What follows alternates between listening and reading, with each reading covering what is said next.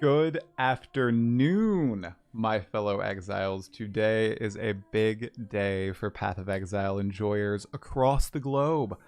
Not only do we have a Path of Exile 2 update, the largest since April, dropping tonight, we also have the reveal of the first Path of Exile expansion since July 2024 tonight.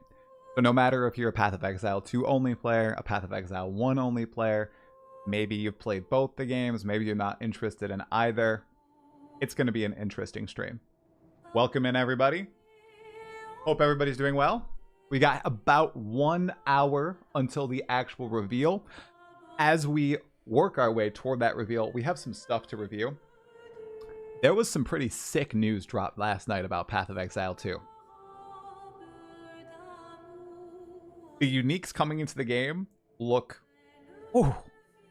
stellar. So we're going to take a look at the new uniques coming to PoE 2 and the patch that drops tonight for Path of Exile 2. We'll look at a few other things as we edge our way for the Path of Exile 1 announcement. I know it'll take a little bit for people to get in. This is not the normal time that we usually stream. Kitty, stay away from my Ethernet cord. Thank you. Got up early, started working early, worked through lunch, absolutely blasted everything today. We're all good. My queue is clear. All right, let's say hi to everybody in the chat. Hey, Valatis. Hey, name's not good. Did Spectres get fixed? We don't know yet. Patch notes dropped tonight. Hey, Hung Step Bro. Hey, Larry Slay. Good afternoon, Toxically Positive Try. Good afternoon. Hey, Namaste. Hey, Aldri. Love you, Try. You're amazing. Thank you very much. Hey, Notlay. Imagine his picture slowly turn to us and make eye contact. Which picture? My Triceratops or me? Where's the patch? The patch drops tonight, hopefully during this stream, and we can talk about it, show it all off, go through the patch notes, maybe play it a little bit. We'll have to see. Hey, Guitarholic. What's going on? Yeah, low fat latte. The announcement wait is very painful, but we can sit here together, listen to the beautiful sounds of Sirene.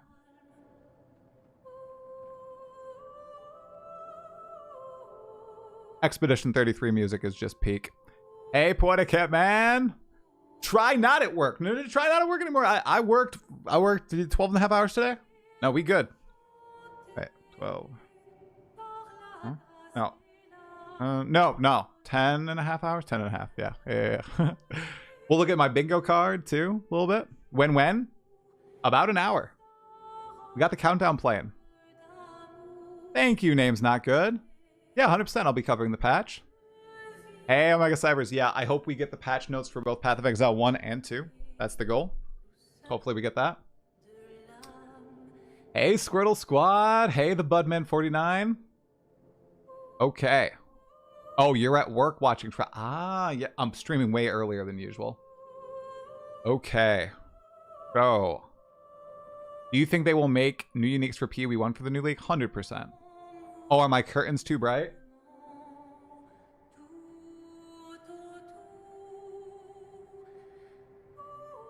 Is that better? Ooh. My eyes need to adjust. Was it a little distracting outside, or were you jealous that it was just beautiful outside? I'm gonna go with the jealousy thing. Hey, Silwyn, thanks for the prime, my dude. I appreciate that. Thank you. You finished all your sprint work early so you could watch the stream? Heck yeah. Let's go. All right. Concerned for my privacy? Please don't geolocate my house, people. Please don't do that.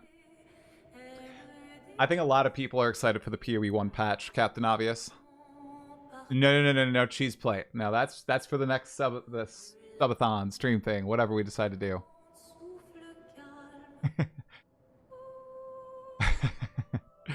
Yeah, there's a Q&A after the announcement. We should be watching it all. All right, posting on the socials. All right, by the way, let me know if the music is like too loud or not loud enough. I'm using audio ducking, so the music should cut out when I'm talking now. by the way. Hey, Durdrake, what's happening?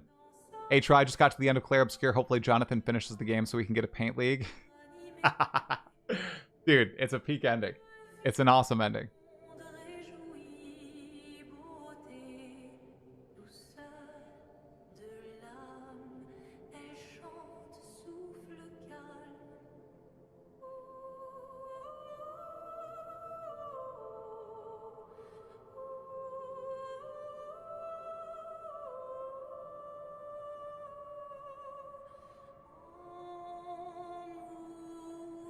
Hey, Durdrick, what's happening, man? If I leave my stream up on browser and then also log in from iPad while I do some door dashing, will it ruin the drop for me? No.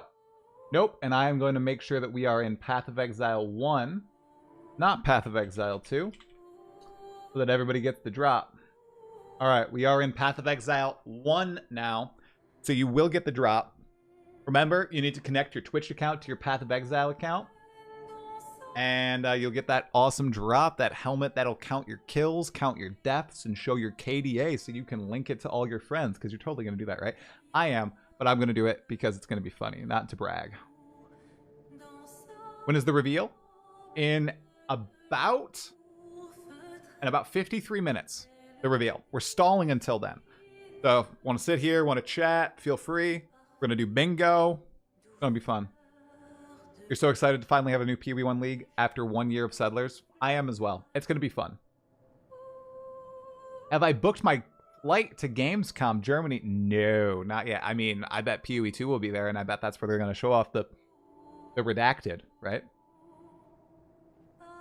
Can you look into a game called Slormancer for a video review? Bush Wookie, the Slormancer devs sent me the game. I just need to find the time to play it.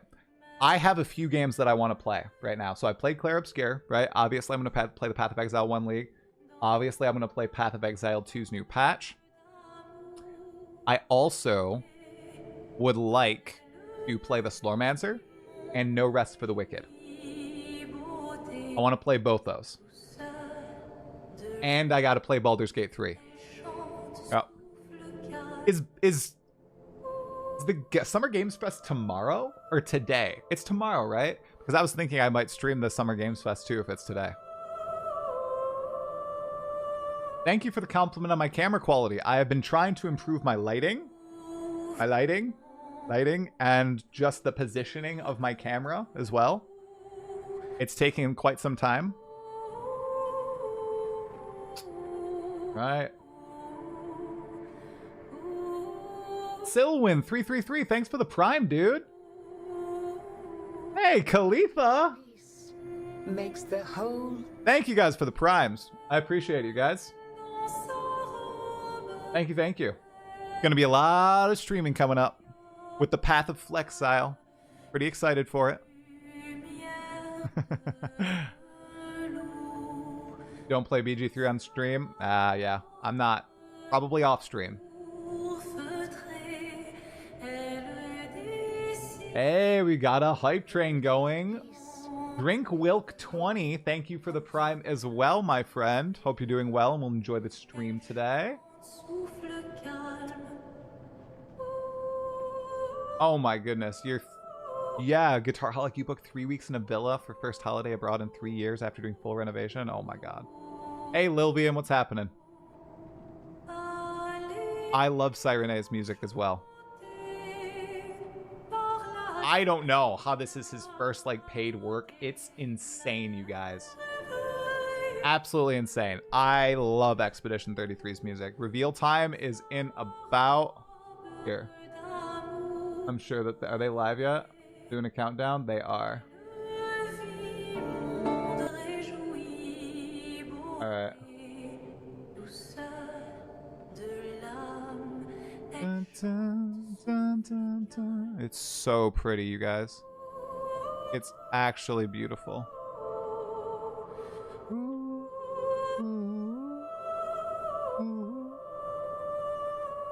Crazy.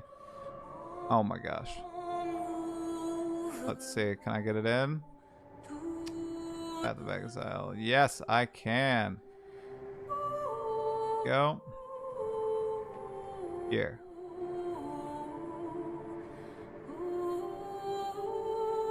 There we go. Professional streamer, guys. Look at that. Look how fast I got that up and ready. Bam.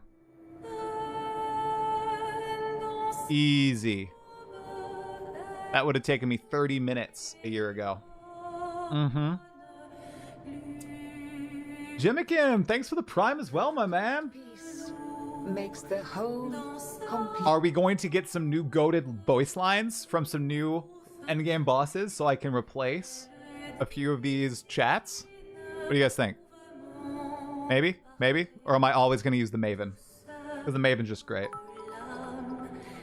Thanks for the cheer. Give you emotes, please. Do we have some emotes that we want to add? Via 7TV, are there any emotes? I was actually going to ask that today. Do we have any emotes?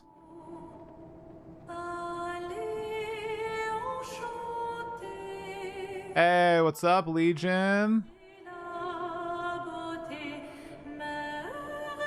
Oh yeah, maybe we should watch a few of those videos as the teaser.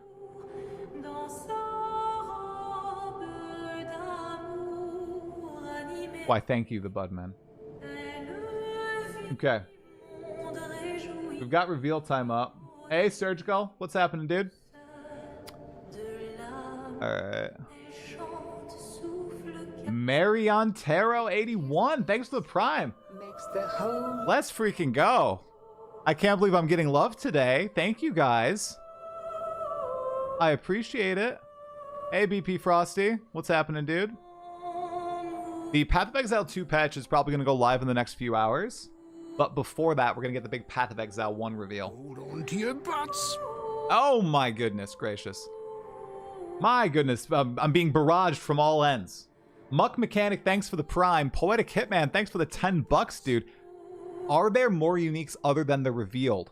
If there's not, I will be shocked. I think there's more. The prettiest. I think there's more, but I can't confirm that. Complete. I'll go with the 90-10. I think I'm 90% certain that there's more. Jesus, thank you. Level 3 light hype train, shaved dome. Thank you for the T1. Your first time doing it? Brother, I'm not a Path of Exile 1 creator. Come on, come on. Oh my god. Heck no weenie with the tier 3 for 6 months on Twitch. Oh, thanks, bro. For the cowgirl, indeed. Are we still going to get to hear that all the time? You guys think King's March will exist in Path of Exile 2? In Path of Exile 1, sorry. I don't know. It's possible. I have like a thing. Oh my gosh. Wait, Joseph Rapriuti. Definitely going to get some goated chats. I'm calling it now. What should I level as my 3rd character in PoE2? Do you have a crossbow character, Joseph? Do you have a crossbow, dude?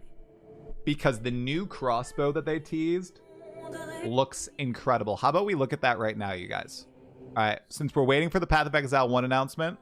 Oh, there we go. Since we're waiting for the Path of Exile 1 announcement, why don't we take a look at the Path of Exile 2 teasers from last night. Yo, Shave Dome, thanks for the 1 community gifted sub. You guys are being too freaking kind today. I appreciate it. Thank you, thank you. You're hyping me up more. Okay. Look at this. So, new Path of Exile 2 patch comes out tonight, probably after the reveal, you guys. Okay? And it's coming with a bunch of stuff, including new mythical uniques. Now, we can get into the actual breakdown of that in a moment, okay? Because we learned that they actually call Path of Exile 2 rare uniques mythic uniques. All right? Thanks for the bits, Omega Cybers. Okay, so they're called mythic uniques. And this is one of the mythic uniques. All right? Look at this. Let me stop Sirene. Hi, I'm Mark Roberts, Game Director on Path of Exile 2. Today, we've got a unique item showcase for The Last Lament. a brand new crossbow being added in 021. This crossbow originates from the height of the Eternal. First of all, how bad arse, I won't swear, does this crossbow look? Holy crap. Chris, thanks for the knock 50. I don't know what that is. I want to know if they're going to fix the EU server tied to the DC server. They are working on it, yes. Empire, during the reign of Emperor Chitus. Kalisa Mars, known for her amazing singing abilities, due to the virtue gem embedded in her throat, was slain by her very own composer, Adamantia. During this murder, Kalisa unleashed such powerful screams that their sheer force killed both of them. Wow. How crazy is that? Eternally trapping their souls in the crossbow. The last lament has interesting modifiers to reflect this tragic tale. The first, a chance to reload bolts on kill, represents the crossbow's ability to capture the souls of slain enemies and use them as ammunition. Dude. Secondly, the crossbow has infinite ammo, as long as your soul is resilient enough by feeding life. Look at the life. But be careful not to feed it all, as you too might get trapped in it forever. Thirdly, and what makes this crossbow truly shine, is its granted skill. Compose Requiem. Harness the power of the entwined souls within to unleash the fury of Kalisa and Adamantia themselves by weaponizing their torment and laying waste. Your streaming never fails to make me chuckle even on a bad day. Oh, well, thank you, Shaved Dome. I appreciate it. I don't know how sometimes text-to-speech works and sometimes it doesn't. Thanks for the 100 bits, dude. I appreciate it.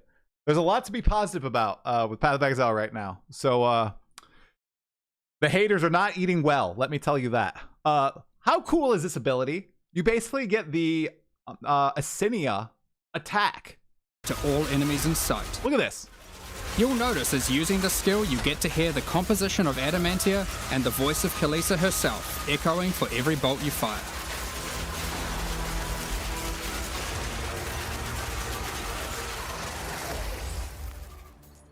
You'll be able.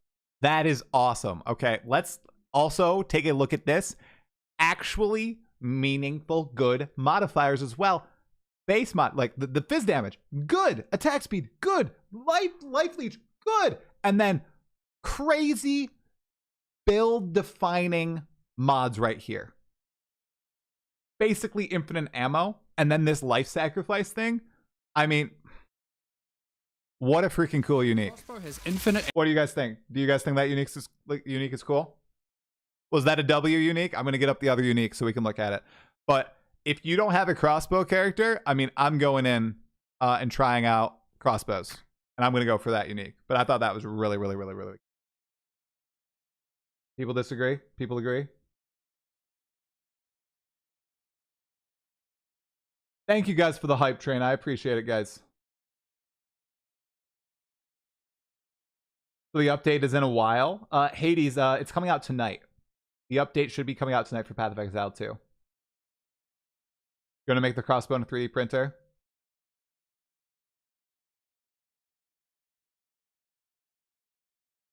Norwegian crones. That's what they were. Okay, I should change that message. Thank you, Valatis. I'm going to change the drops command to that. All right, so that was super cool. That was one of the uniques teased. And then we got another unique teased with a video, a lore video. So if you've not seen this, take a look at this. Kaum the usurper assembles his marauders at the foot of my watchtower.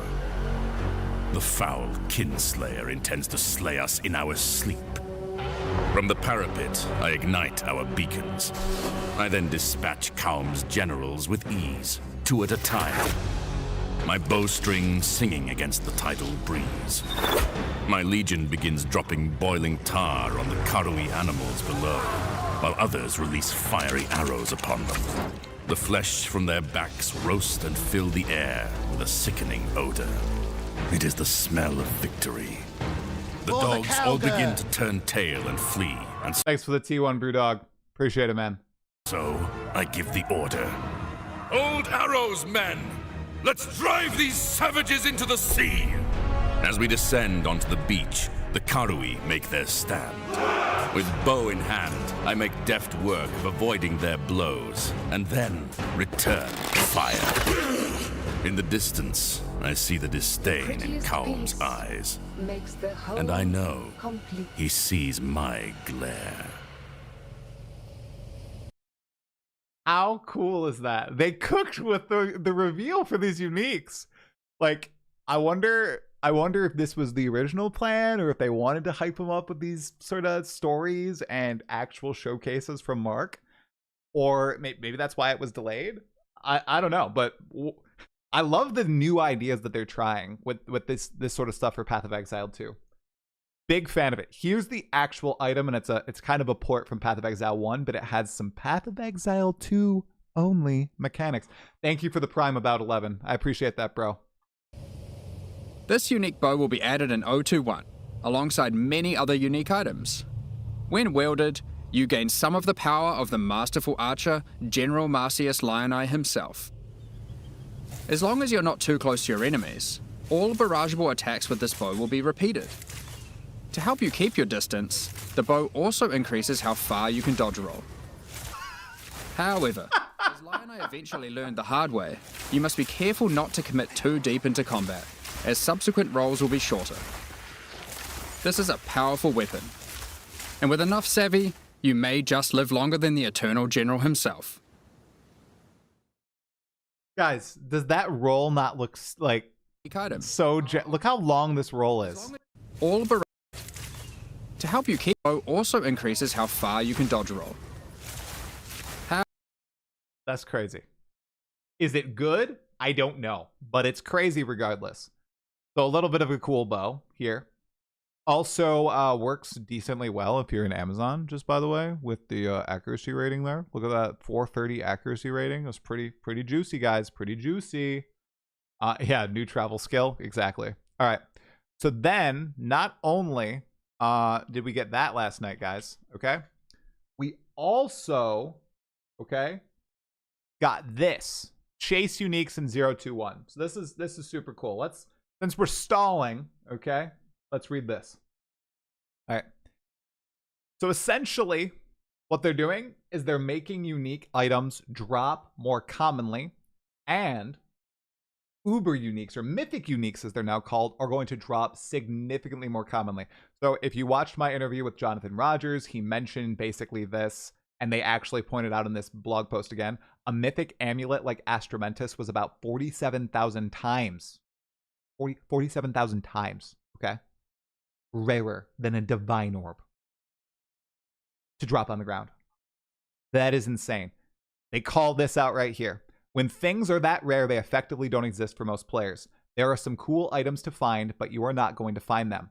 Yeah, bang on. And I released a short pointing out this little factoid, and maybe 60% of the comments were stupid grinding your games. Stupid grinding your games. Man, you don't know this? You don't realize this? I already quit your game. Your game sucks. It's terrible. Why didn't you fix your game? And to that I say, that is literally what they're doing during early access right now. They are literally trying out a bunch of stuff, finding stuff that is effed up and fixing it. Okay? So, instead of yelling about it and saying how much dog poop this game is, and saying how you're never going to play it again and it's the worst game imaginable, maybe you should not be playing this game right now. And come back when they have ironed out all this crap, because I bet this is far from the last of the poopy things that are going to exist in early access. This is a W change. I was never going to find any item like this, realistically, and neither were a lot of you. Now, that might be a possibility, if not through dropping, actually buying the item, okay? So they're making them significantly more common, and they're also getting rid of that thing where, okay, well, amulets are super rare. Well, that means unique amulets are going to be giga rare, because an item first needs to drop as an amulet, then it needs to drop as a unique. Now an item just drops as a unique, and it rolls as a pool, from a pool, which is awesome. Okay, so they improved a lot of uniques, okay? We have also improved the power of a few uniques that were classified as mythic, but we're not really holding up to the mythic standard. You will have to wait for the patch to find out what those are, but in the meantime, here are a couple of examples. So there are more coming, guys. A couple of examples of new mythic uniques that we are adding in 021, which comes out tonight. Tonight, you guys. All right, so we just watched Lion Eyes. We watched The Last Lament. And then we have this one right here. The Whispering Ice. All right, this is a Path of Exile 1 item, okay? Being ported to PoE 2. It grants 2 skills, okay? We don't know how they necessarily work in PoE 2. We're going to find out. It also has a quote from a Path of Exile 1 NPC, which is pretty darn cool. Oh, Chuckles Doctor. Thanks for the Prime, man. 7 months of the Prime. I appreciate you, man. That's an early access subber. All right. So this is going to be pretty cool. We have to see what the skills actually do.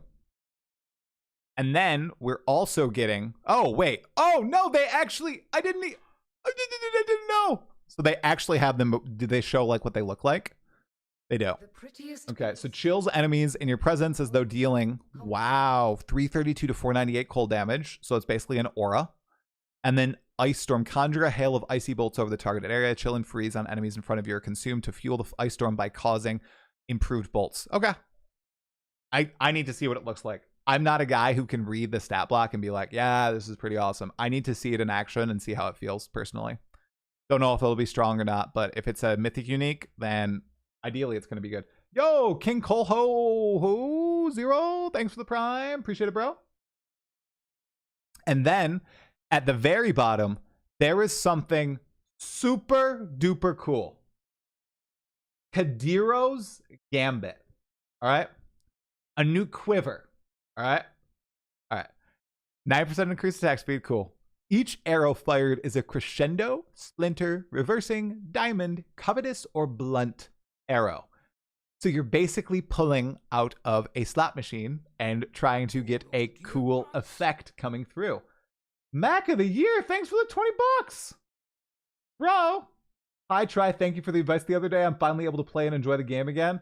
Oh my gosh, it was the chat thing for you, bro. That fixed it?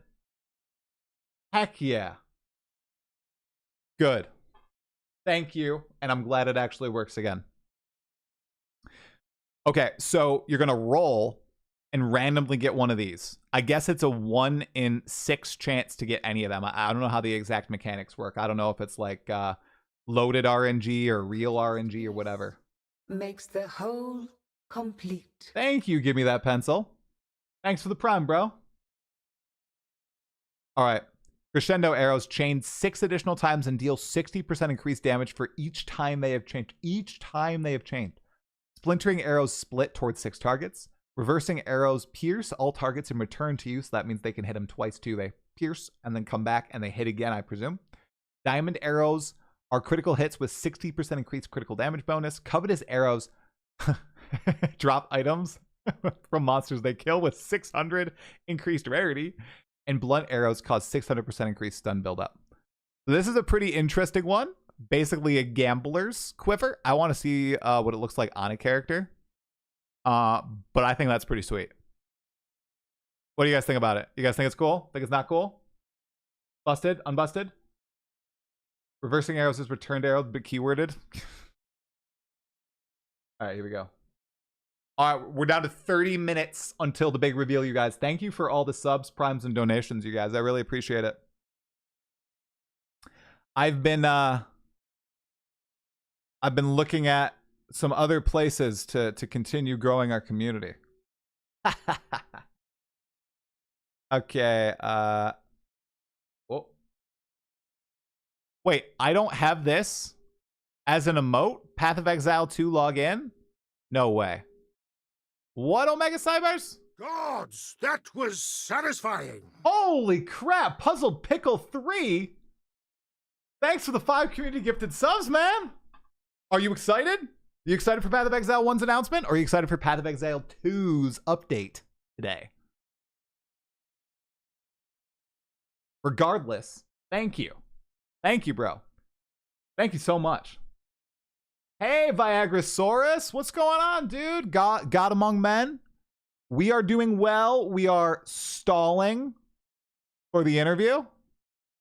for the interview. Jesus. For, I guess technically an interview. For the reveal, my kids are doing well. They are. My youngest, my 9-month-old, she is, I'm just gonna say, she's edging, like walking along the edge of couches and tables and chairs and everything. And once again, the house is incredibly dangerous. So, yeah.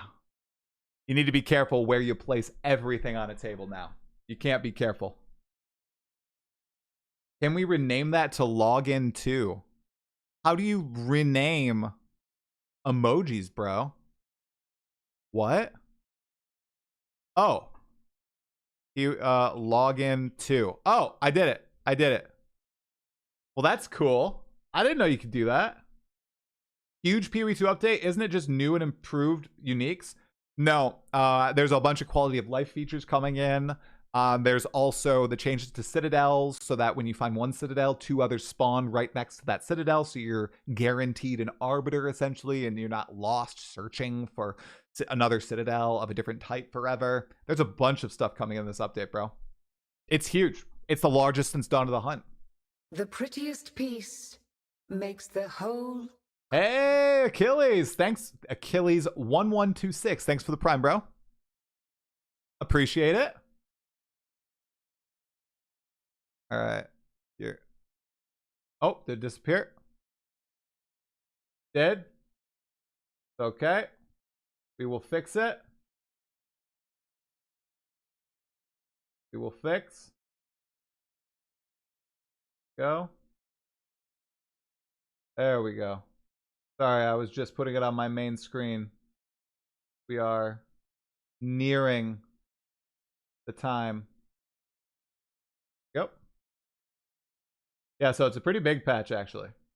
It is legitimately huge. It is not a clickbait YouTube thing. It's a legit giga patch for Path of Exile 2, man. That's pretty exciting.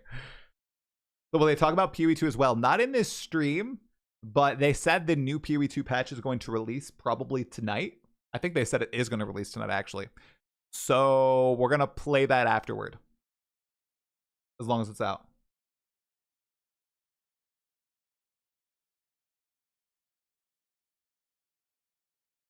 Okay.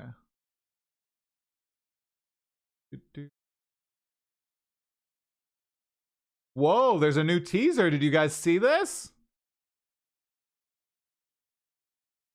What? What is going on? What is this new teaser? What? Guys? Hey, Bretson. Hey, Ben. What's happening? Try what excites you more in PoE2 updates or PoE1 updates? PoE2 updates. Sorry, guys. Sorry, PoE1 lovers. PoE2 updates. Don't. But I still love Path of Exile 1. I'm excited to play it. What is this? Trarthan Code. Rayclast welcomes the great houses of Trarthus.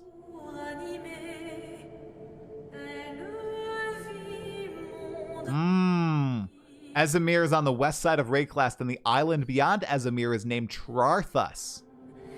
Uh-huh. Okay, Trarthan Code Article 5. Okay. Those of the great houses shall answer any blood wager issue. The victor may choose one of 3 fates for those bested to seek the trinket. Bind them in employ or declare decree banishment. Only the challenger risks death's embrace. All under the great houses of Keta, Yaxen, Bardia, and Azadi shall uphold this code or forfeit their standing in the death raids.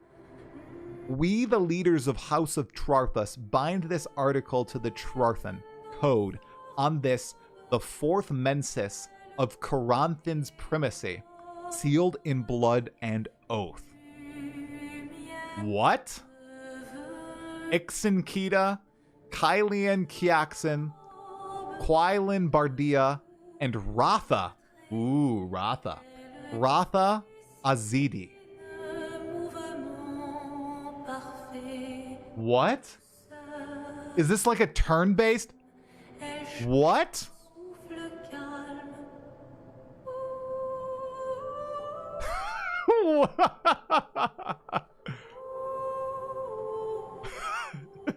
I'll see people think the same thing as me.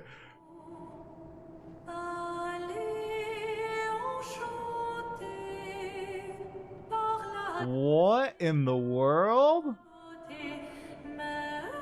Guys. What is what?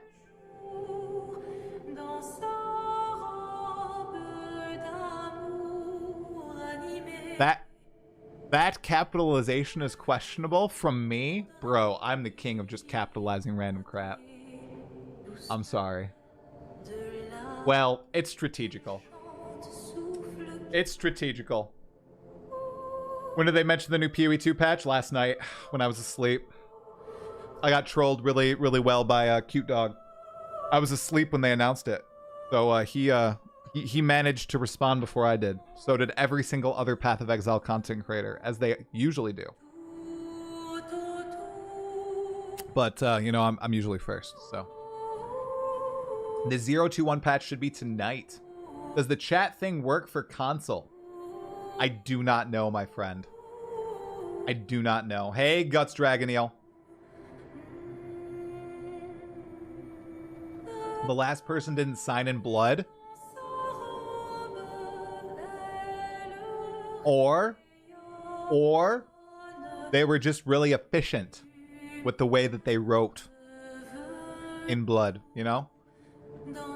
They also have the daggers as their house sigil.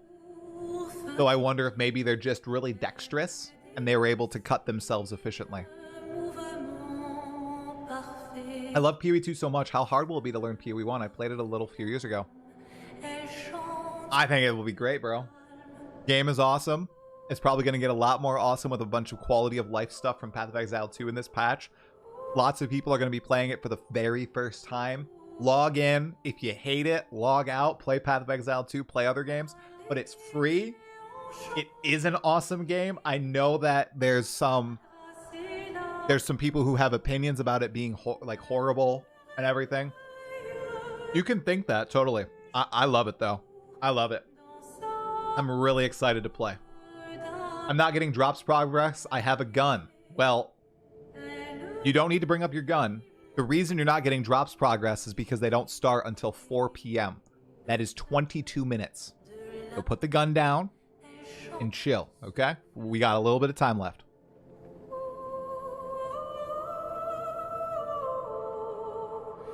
The hidden code. I'm a combat guy. PoE2 has such good combat. Can't stop playing. Yeah, Path of Exile 1, like, yeah, there's not a, okay. I bet it would feel a lot better if it had WASD, especially in early game. The fact that you have to, like, click to move and everything, oh, it feels a little weird after playing a lot of Path of Exile 2, right? But I'm just going to concede on the combat thing. I think the combat for PoE2 is a lot better, in my opinion. When will we get 021 patch notes? The moment it releases, probably after the reveal. My guess is they're going to do the reveal, they're going to do the Q&A, and then they're going to post the Path of Exile 2 patch. They're going to end the Q&A and say, by the way, Path of Exile 2 is getting a patch, a big patch right now, so you can play it for the next week while you wait for Path of Exile 1. That's what I'm going to do. I know there's a lot of Path of Exile, well, most Path of Exile creators are build makers, right? And that's the content they kind of make. I don't really do that because I'm an idiot. So I'm just going to play whatever I feel like playing on launch day next week. And I would, honestly, I would encourage most of you guys to do the very same thing. Try to make your own build. Try to just do something wacky in Path of Exile 1. And when it fails, or if it fails, not when, sorry. If it fails, go check out another content creator, maybe get some inspiration for your build, and then progress.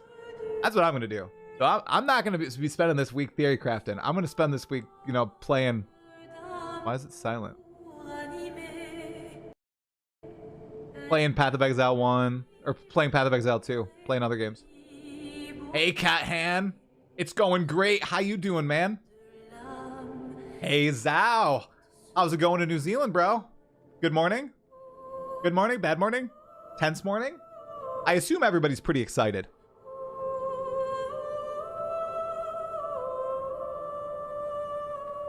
I'm pretty freaking excited. New patch, you think? Yeah, new patch tonight. Yep. I will say I have talked to a few grinding gear. I have talked to several grinding gear games developers. They're not nervous. They are freaking hyped. They are so happy.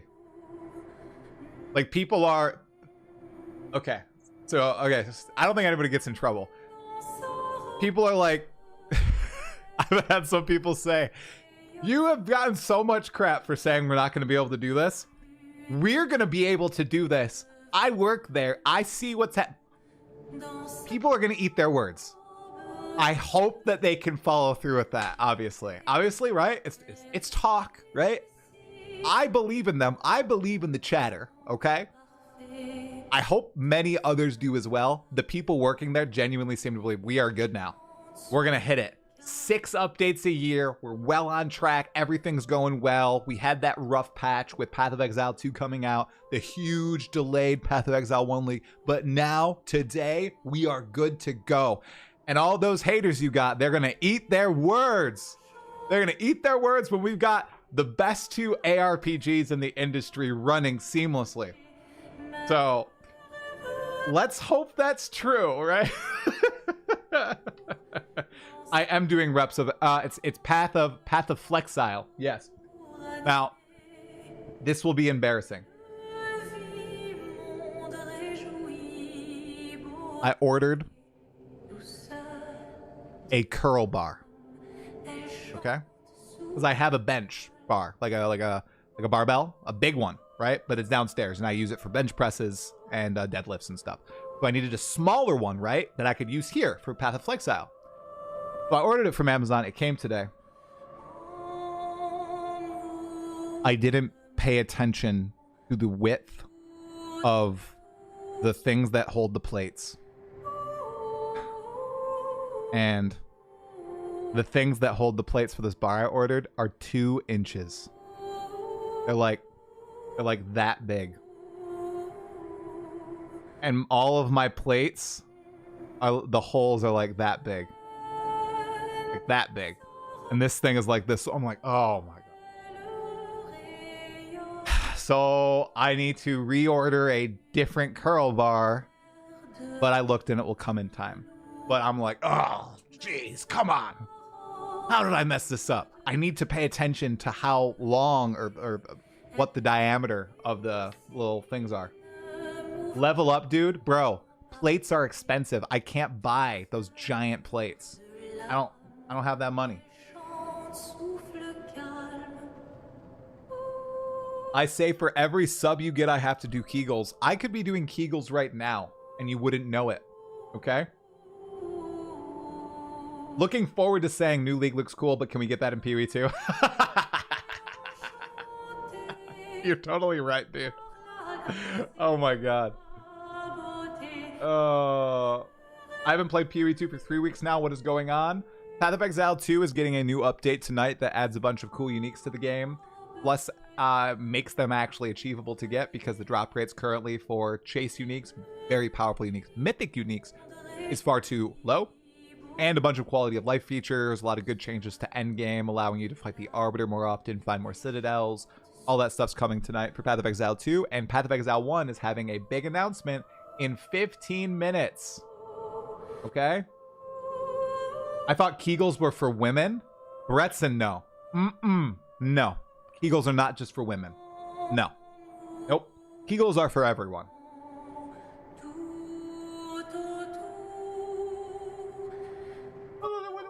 What is this? They said they're live. Of course they're live, but they don't have anything going on right now. Alright. Alright, dudes. I'm gonna put it up. We're gonna turn Siren A off. Sorry, Siren. Alright. Siren's going off. This is going. We got some classic Path of Exile 1 music. Don't worry, I will hide the chat. Okay, guys? Oh, crap. Also, I need to make sure I don't get ads on this. How do I sub it up? I need to make sure I sub it up.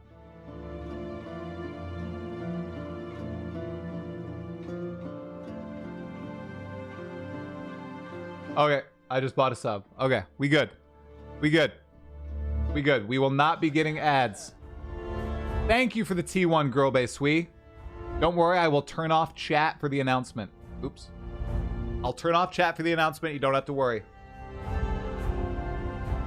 Yeah, I was listening to the Expedition 33 soundtrack. Hey, Woke Cthulhu, what's happening? All right, hey, Vapod, what's happening, dude? All right.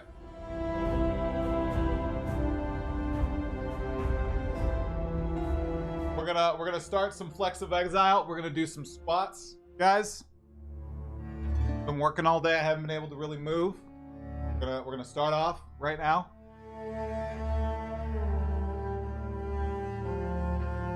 Mods really don't need to check that message. What message?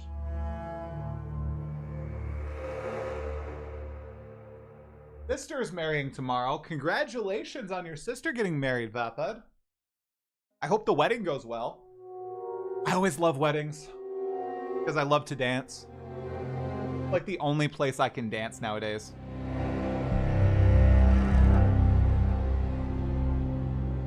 You had to search up Kegels and you regret doing that? Bro, no, they're good for your groin health. Your groin, your pelvic health. Boy or girl.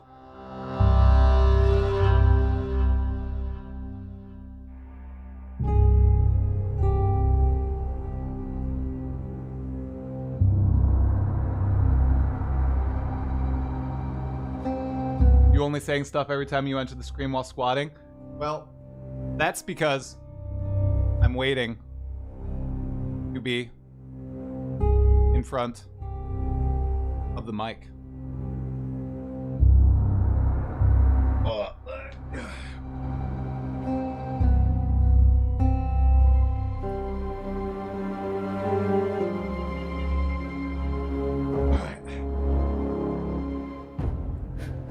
Eagles sound like a disease?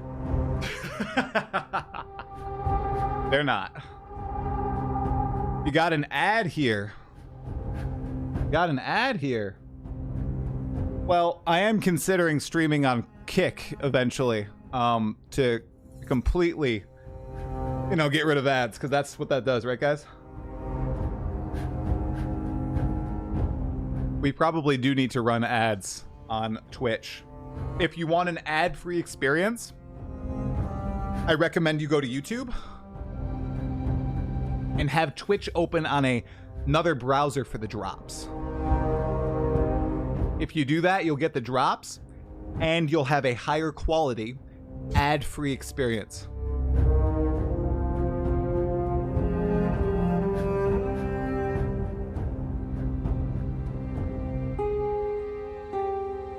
There's only 54,000 viewers on the PoE channel? No way.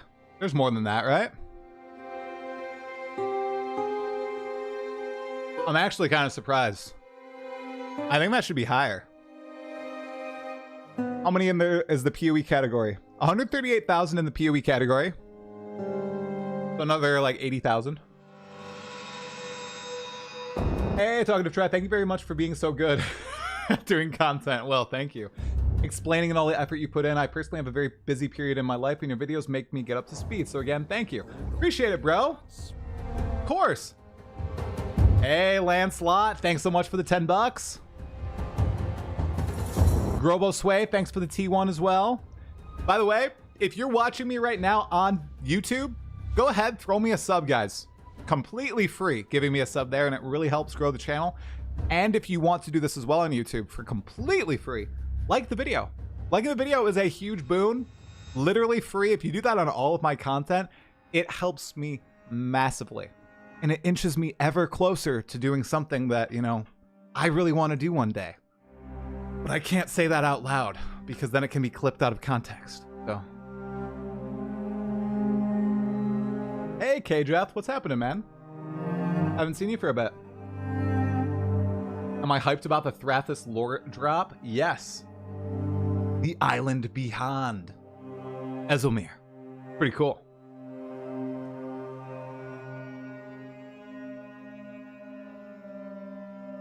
The music goes hard.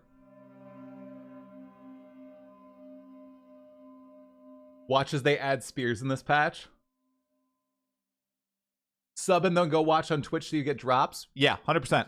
Peace makes the whole. Yo, Tula, thanks for the Prime 8 months, dude. Thank you.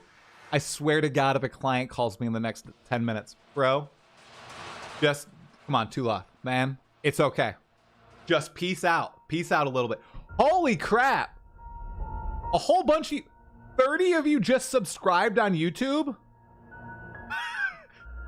This is why people say, this is why people ask for subs, honestly, guys, because it works and it helps so much. That's crazy. Thanks for the T1, Trixon. You pray for WASD and PoE1. Bro, if there's WASD beta in PoE1 this league, I'll be very happy.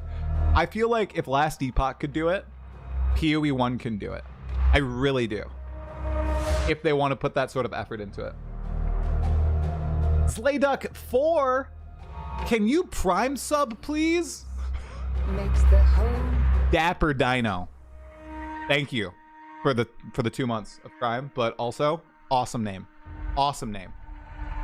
I definitely approve the name. Peace makes the whole. Zlekduck4, thanks for the Prime sub. Do I have to specifically ask you for your sub?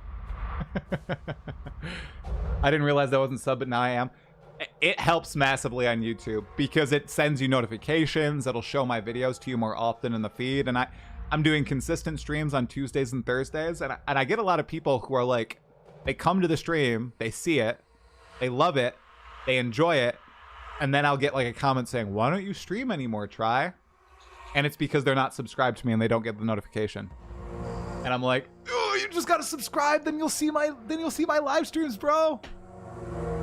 Every Tuesday, every Thursday. Hey, Archon Infinity, thanks for the membership, man. I appreciate you. What's this stream about? 2 things. There's a Path of Exile 2 patch coming out tonight that we talked about before this announcement, and we're going to talk about it after as well. And then now, in 6 minutes and 36 seconds, we're going to get the first Path of Exile 1 expansion reveal and announcement since June of last year. It came out in July of last year, and it was announced in June. We're getting it here and now. Pro tip, subscribe from your work and private accounts. My totally valid prediction, ZiggyD will add T20 maps. All uniques will be T15 plus only. Crafting will be locked behind NFT purchase. You had me in the first half.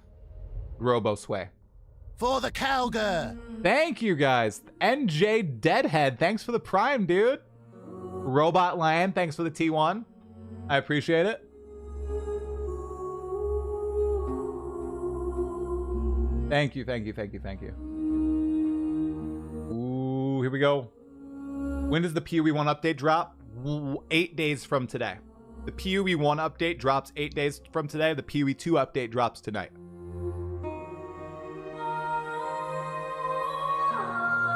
You think Zana will be helping Venarius find the originator, or you think we have a new character on our hands? I think we have a new character on our hands, and I think Zana is the originator. And Zana has been hunting Zana this entire time, and the end boss of Secrets of the Atlas is going to be Zana. And the big secret is that Zana has been, she's somehow the one who built the Atlas. Because you got to remember, one, she's always been immune to the Atlas's corruption. Always. Okay, guys? You know who wasn't immune to it? Venarius. You know who also wasn't immune to it? Valdo, aka the Shaper. You know who wasn't immune to it? Us, the Exiles, the Conquerors of the Atlas, are living proof of that. Who has been immune to all the bad things the Atlas does? I think she has a rapier and red hair and likes flower petals. So obviously it's Mael, right? No, I'm just kidding. It's Zana, right? Zana has to be the originator. Okay? Hey, Heron, what's happening, bro? Why are we going back to 300 with Charthus again? Was Charthus lore in 300, Aaron? I saw that it was connected to Ezomir. What was Charthus connected to? Now I'm curious. The beard is looking fire good. Well, thank you very much. I'm letting it grow a month, and then I'm gonna start to kind of sculpt it. So we've got 2 weeks to go until we're at a month of growing, and then I'm gonna sculpt it. My wife would like it to be a little short, so I got a little bit of time to go.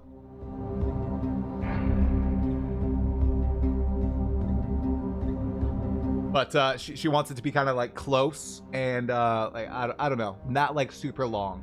But I'm gonna start trimming it in 2 weeks. 77,000 viewers for the Path of Exile channel. Good, good, good. We're climbing up. We're climbing up. Good, good, good, good.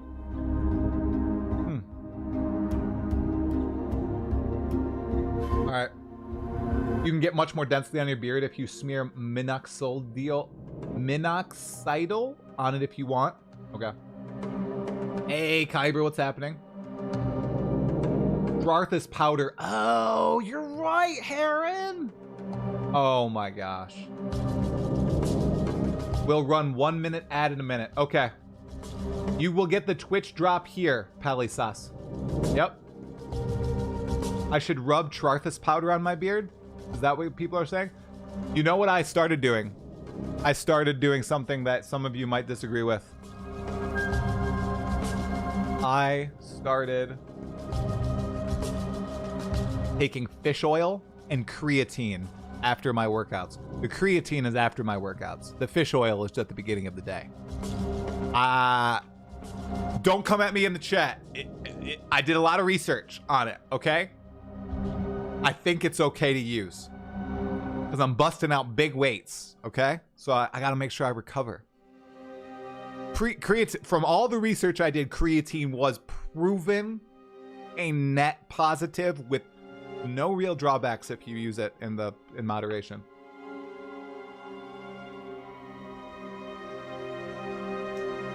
Is this a lore patch? Yes. If you rub Charthus powder on your beard, I'll cheer 1,000 bits. Well, if GGG can send me some Charthus powder, I'll do it. Fish oil is better to just eat salmon. I don't have like ready access to salmon. All right, guys, I am turning alerts off. Thank you for all the subs. Thank you for all the donations. I really appreciate it, guys. Today is going to be an exciting day. Thanks for all the follows as well. Creatine literally just draws water into your muscles, and it is a natural, so it allows you to lift more. Some people are unresponsive, though. Yeah, I've only been taking it for 3 days, so I can't give any sure side effects yet. I'm also going to turn off chat. Farewell, chat. I love you guys. I will be watching chat. All right. Ooh, here we go. I do not like sushi. That is true. I hate sushi. But I have salmon. Like, cooked salmon is good.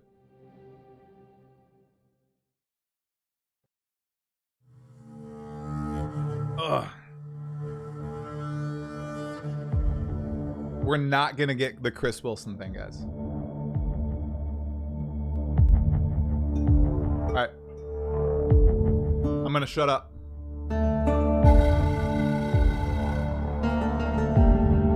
Here we go.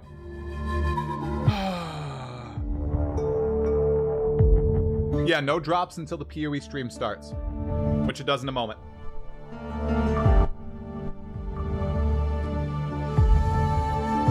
All right. Here we go. Hi, I'm Jonathan Rogers from Grinding Gear Games, and today we're here to showcase a new expansion for PoE1. It's certainly been too long since we had one of these. Now, we had some struggles as a studio for a little while there, but we've got our shit together and we're back in action now. Path of Exile Secrets of the Atlas is coming out 1 week from now on the 13th of June, and we're committing right now to a 4-month cycle for both PoE1 and 2. That means the next PoE2 League will be in August, and the next PoE1 League after that will be in October. Twitch drops are enabled on today's livestream, so you'll be able to claim your Skull of Undeath helmet skin by following the instructions below. This Skull of Undeath will track and show your total W from Jonathan. and your W. Just because Path of Exile isn't a first-person shooter doesn't mean this isn't important. Proudly or shamefully, link it to your friends or in global chat to show it off. And with that, let's get to why you're here. Secrets of the Atlas. You can search 1,000 worlds and still never truly discover who you are. Trust me. I should know. But now, I seek something more tangible.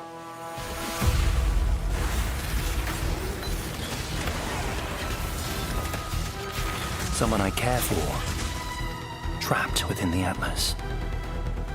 Reliving memories, made real. What have you done? Made grotesque. Made foul.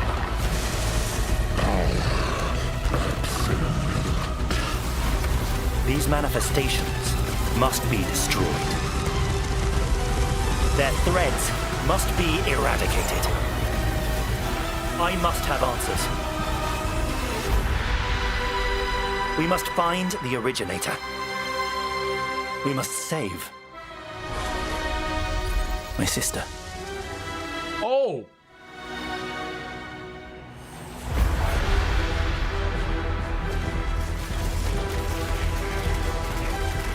Her power is an illusion made real.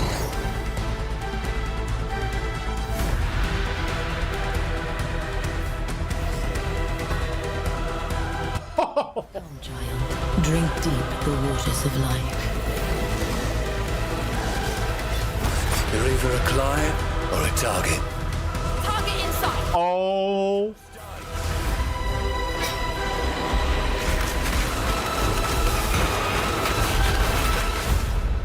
Mercenaries? Your sanity is not promised to you here. Oh my god.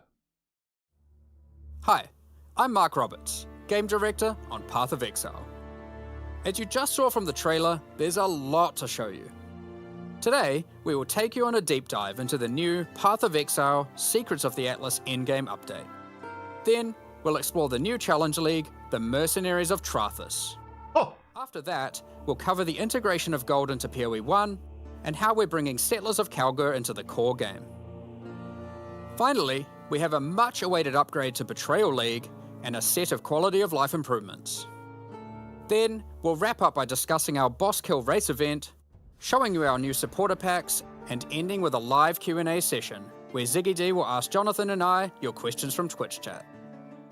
In Path of Exile Secrets of the Atlas, strange rifts have begun to appear across the Atlas. Zana has returned and appears to be trapped within. Partway through the endgame, you will meet Egan, an intelligent man of mysterious heritage. These tears in reality he has discovered are actually threads of memory, distorted and made real by the Atlas. Egan is able to create a link to these memory threads and open portals to them. Working with Egan, you must step through and find Zana, or whatever remains of her. Dude. Oh my... Okay, so that's the story background, but how does this expansion actually work? In the Secrets of the Atlas, the pursuit of Zana with Egon is a new storyline that is introduced in high-tier maps. Upon meeting Egan and discovering the tier, he will then transfer it to your map device and reveal this on your Atlas. A Atlas thread memories. of memories. Yep. In order to now access each map on the thread, you simply need to talk to Egan when you're ready, and he'll open the areas in sequence. These areas can be fully influenced by your Atlas tree, scarabs, fragments, everything of the sort. As you work your way along the thread, you will discover that these maps have manifested dangerous threats, influenced by the memories of Zana herself. Monsters here are imbued with memory petals. Defeat them to absorb this power, which can be unleashed as a special ability during combat. Different maps on the thread have different abilities, and these abilities appear on an additional mini skill bar next to your regular skills. For example, Memory of Disbelief will cause all affected monsters to stop dropping equipment items, meaning they can now only drop more valuable items, like currency and maps. Memory of Panic will make all affected monsters revive immediately after death, which means you can get twice as much experience and drops from them.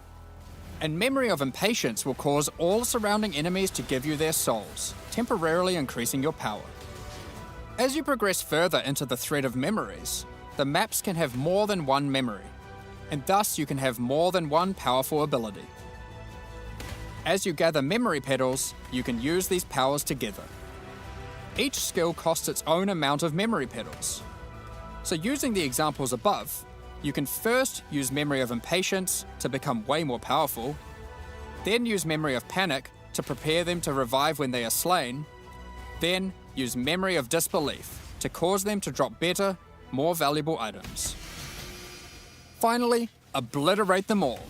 The Memory of Panic will kick in, causing them to revive, and then wipe them out again, allowing you to get all the experience and enhanced drops twice. There are many combinations of these powers, so you'll have to carefully consider how they best work together. That's not the only extra layer of content juicing these maps offer. As you defeat the boss of each map along the thread, you are presented with Oh boy. This altar will apply a modifier to all following maps in the thread. Dude, this These is will stack so as you cool. go. So the deeper you delve into a memory, the more mods you will have.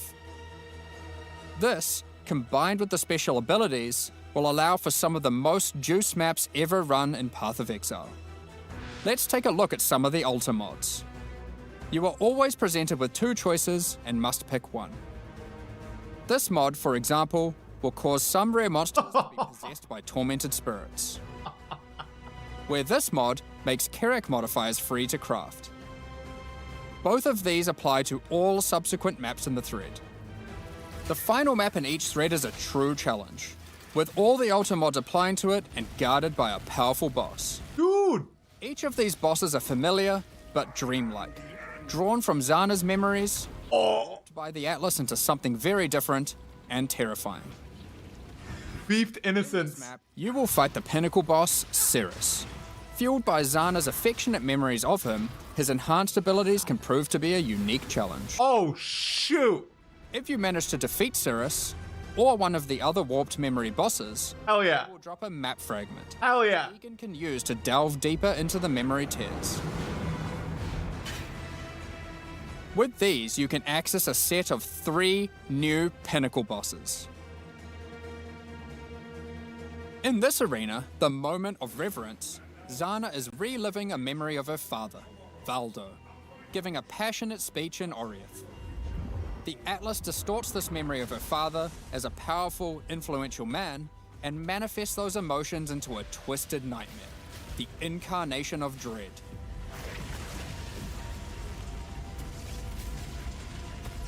Another memory created is the incarnation of neglect and the incarnation of fear. Good luck, exiles. I fixed my mic, guys. Sorry. Of course, if you are brave and strong enough to defeat them, each of these new pinnacle bosses have new unique items befitting them. If you slay the incarnation of fear, you might be lucky enough to find the Starcaller unique abyssal axe. We're gonna show this one because it's straight up badass. The Starcaller axe is a weapon that can harness the power of the stars themselves to deal immense damage. What makes it shine, however, is that on melee crit, it casts Starfall, a new skill. With the right build, you can carpet entire areas and wipe out screens of enemies as you rain down the elements upon them. Another item you may find, and this one is my favorite, is the Wine of the Prophet unique flask. It consumes a lot of charges, but every time you use it, you draw a random divination card. This card appears above you and correlates to a powerful buff. What? If you draw the Escape card, you'll gain increased movement speed. Or maybe you'll draw the Doctor, which will cause you to gain the modifiers of slain rares you kill. Oh my god. Effectively, you can think of this unique as being many other uniques all in one. There are many cards to draw, each with varying degrees of power to grant. Okay, But let's get back to the Atlas. What? After defeating all 3 new pinnacle bosses, you'll be able to find new memory-influenced Tier 16 maps. These maps come with the previously mentioned special abilities and monsters infused with memory petals, but can also roll the same modifiers typically found on Tier 17 maps, making them far more rewarding. With all these new memory maps comes a new item mechanic.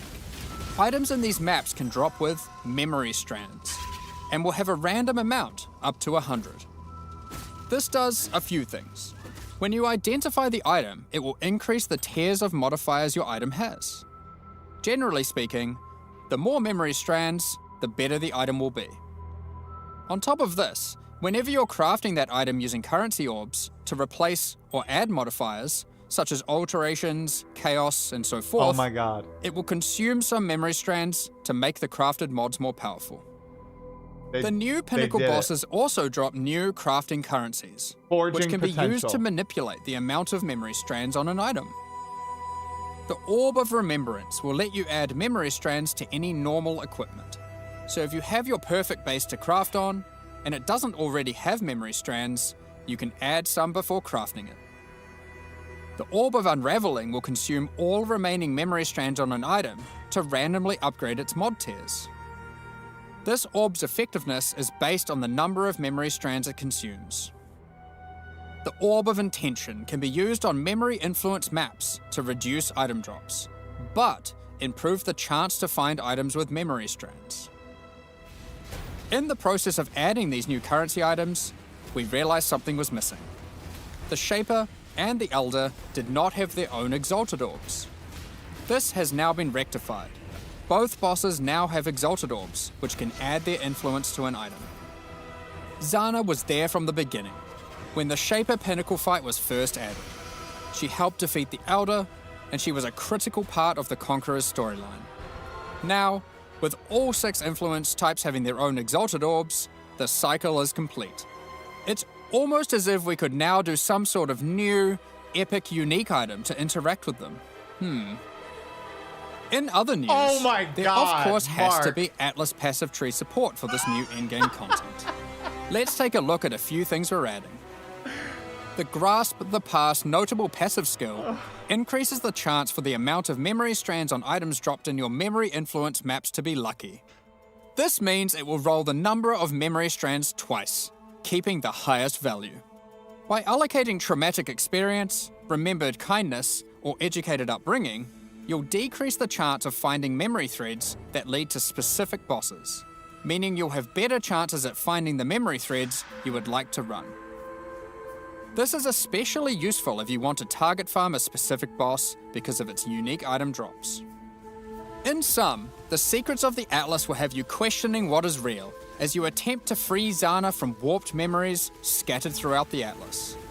You'll fight new Guardian and Pinnacle bosses tormenting her, find crazy new Pinnacle uniques, combine and unleash memory petal-empowered skills, juice maps to new heights, and craft powerful new items.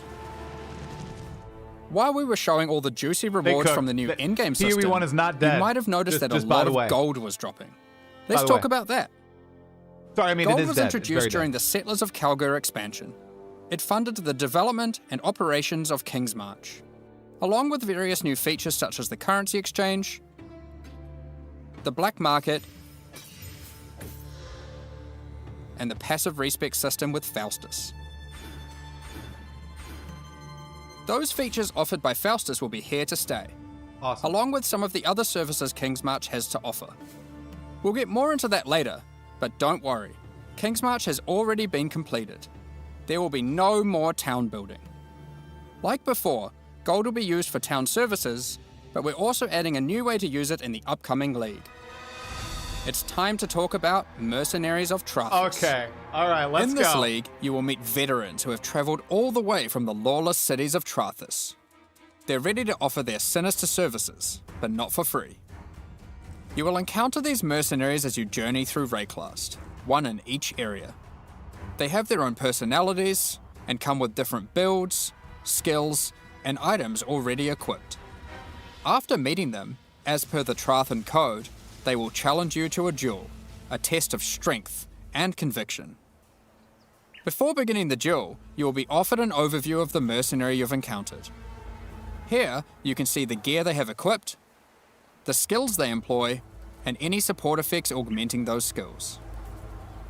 You must now make a choice. You can hire their services, take one of their items, or exile them. If you choose to hire them, for a gold cost, they will accompany you as a skilled combatant to assist you in fighting monsters throughout Rayclast. Once you've decided, you can begin the duel.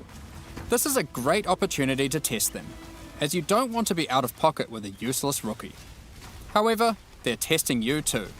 They also don't want to be working for an amateur. So, what items might they be using?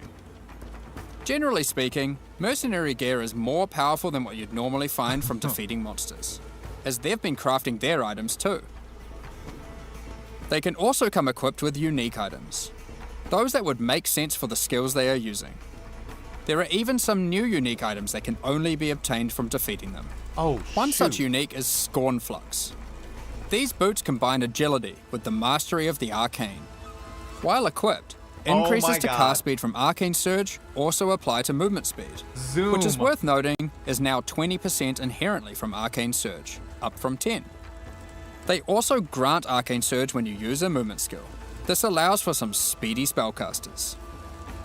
Sometimes you may meet particularly infamous Trathan mercenaries, bearing the name of their house. These mercenaries descend from the 4 major death trade families in Trathis. They are less common, but have far better items. And they are also the sole source of items with new, infamous modifiers, unseen before in Rayclast, such as these gloves, which convert all of your minions' fire damage to chaos damage. Or this helmet, which causes nearby enemies to take more physical damage as you gain more fortification. If you're not swayed by any of their equipped gear, however, you can always challenge them for the contents of their pockets. If you lose the duel, don't worry. You don't need to give them an item. You aren't bound to Trathan tradition like they are. However, you are bound to Rayclast tradition, so you'll just die. Almost at me. Well, not really. Oh, they portal out too. While playing in a party, each player can decide whether or not they want to participate in combat against the mercenary. For each player that opts in, the mercenary gets more difficult. But if they're defeated, each player has a 50% chance to get a random reward, which is usually currency items from the mercenary's pouch. Alternatively, party members that opt out of the fight can spectate and cheer you on.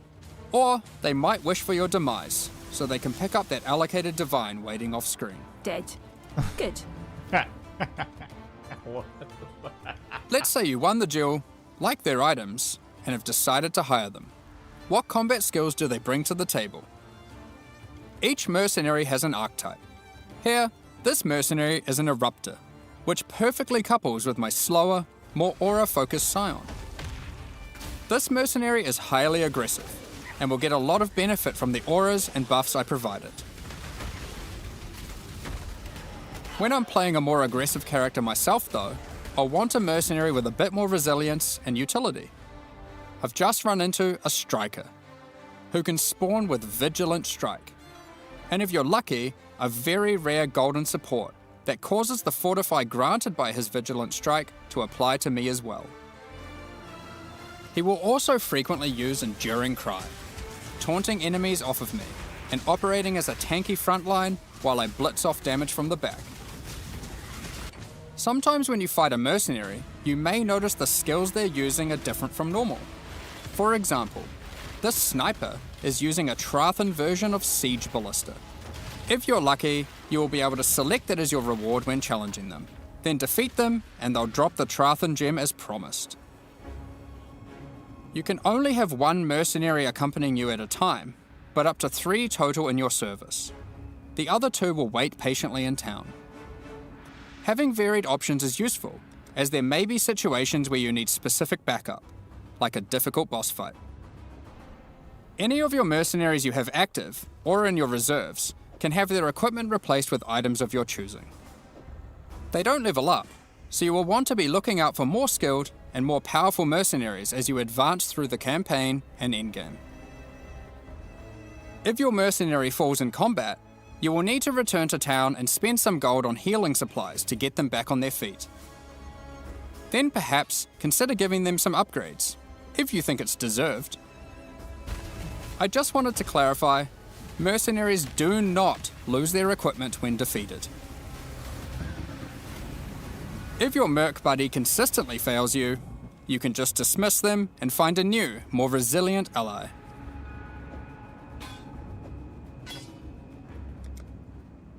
You walk your path, I'll walk mine. Earlier, I mentioned you could exile mercenaries. If you keep running into a mercenary archetype and you think, man, this guy stinks, their gear is trash and they have no auras, you can then choose to exile them. If you win the duel, they'll be forced to leave with their tail between their legs, and you won't encounter that archetype again for a while. Now, alongside these new Trathan arrivals, we shouldn't forget about the recent Kalgurin ones too. As we mentioned earlier, the Settlers update introduced gold-based respeccing of passive points. You can now do so by talking to a number of NPCs throughout Rayclast, starting with Bestil and Lionized Watch. Black market item gambling, previously just available in Kingsmarch, is now available in each town at the same NPC. This lets you buy randomly generated item bases for gold. Very useful if you're stuck for upgrades or searching for a specific unique. The currency exchange will be returning too. Starting from Lionized Watch in Act 6, you'll be able to find Faustus, who can help facilitate these trades. Now, after almost a year of building, Johan is finally satisfied with the upgrades made to the town, and now its services can be used to their full effect. Kingsmarch is going core, but there will be no more town building. As you start running maps in the endgame, you'll start to find different ore veins, which Kalgurin workers can mine for you. The shipping mechanic invites you to send these ores and crops to Karui and Kalgurin ports, and they'll return rewards in kind. What? By sending shipments, you'll receive different items, but by sending to Karui ports, you will also receive tattoos, which can be used on your passive tree to change what stats they grant. The Kalgurin ports will be sending back rune grafts, which is a new passive tree mechanic that replaces the runesmithing service previously offered by the town. These are similar to tattoos, but instead of replacing stat nodes, they replace a passive tree mastery node. Wow. For example, Runegraft of the Bound reduces bonuses gained from boots, but increases bonuses gained from gloves. Runegraft of the River has a chance to recover your life to full if you reach low life. And the Runegraft of Time, which has a chance for your cooldown skills to instantly recover from their cooldown, which I will note includes cooldowns on your triggers, just in case you wanted to trigger even more spells. There are many other Runegrafts which cover a wide range of different builds and stats. Some are more common and others rarer. You can only use one of a given type at a time, but you can use them on any mastery on your passive tree, which can be particularly useful for off-class investment. Isla has continued to make modifications to the Recombinator. She has developed a new method of recombination that you may recognize from Path of Exile 2. Uh-oh. For those unfamiliar, this method allows you to decide which modifiers on the two input items you want to try merge together, and it has a success chance you can see. This method can result in the items being destroyed. However, it is a good option to use when trying to create items with fewer mods to use as crafting projects. Given the existing recombinating mechanic was very powerful for top-end crafting, we didn't want to remove it. We have kept it, and you can now choose to use it the old way or the new way.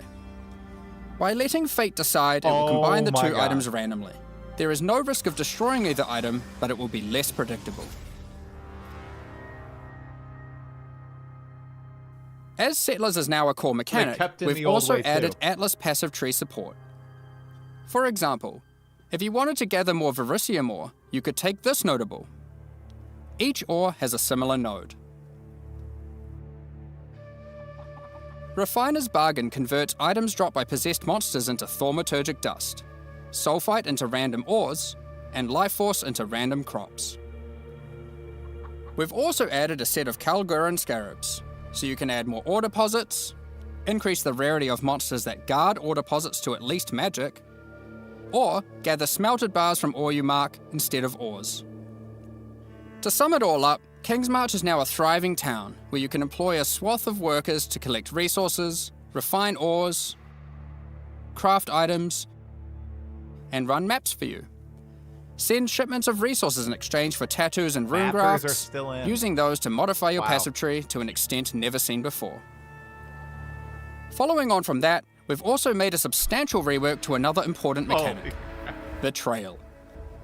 As a refresher, and to explain to new players, let's briefly explain what betrayal is. Betrayal is a mechanic introduced in Act 9 and tells the story of Jun Ortoi and her investigation of the Immortal Syndicate. This is a mysterious group of exiles who can seemingly come back from death. You must help Jun to uncover their leader, the Syndicate Mastermind. The Immortal Syndicate is organized into 4 divisions: transportation, fortification, research, and intervention.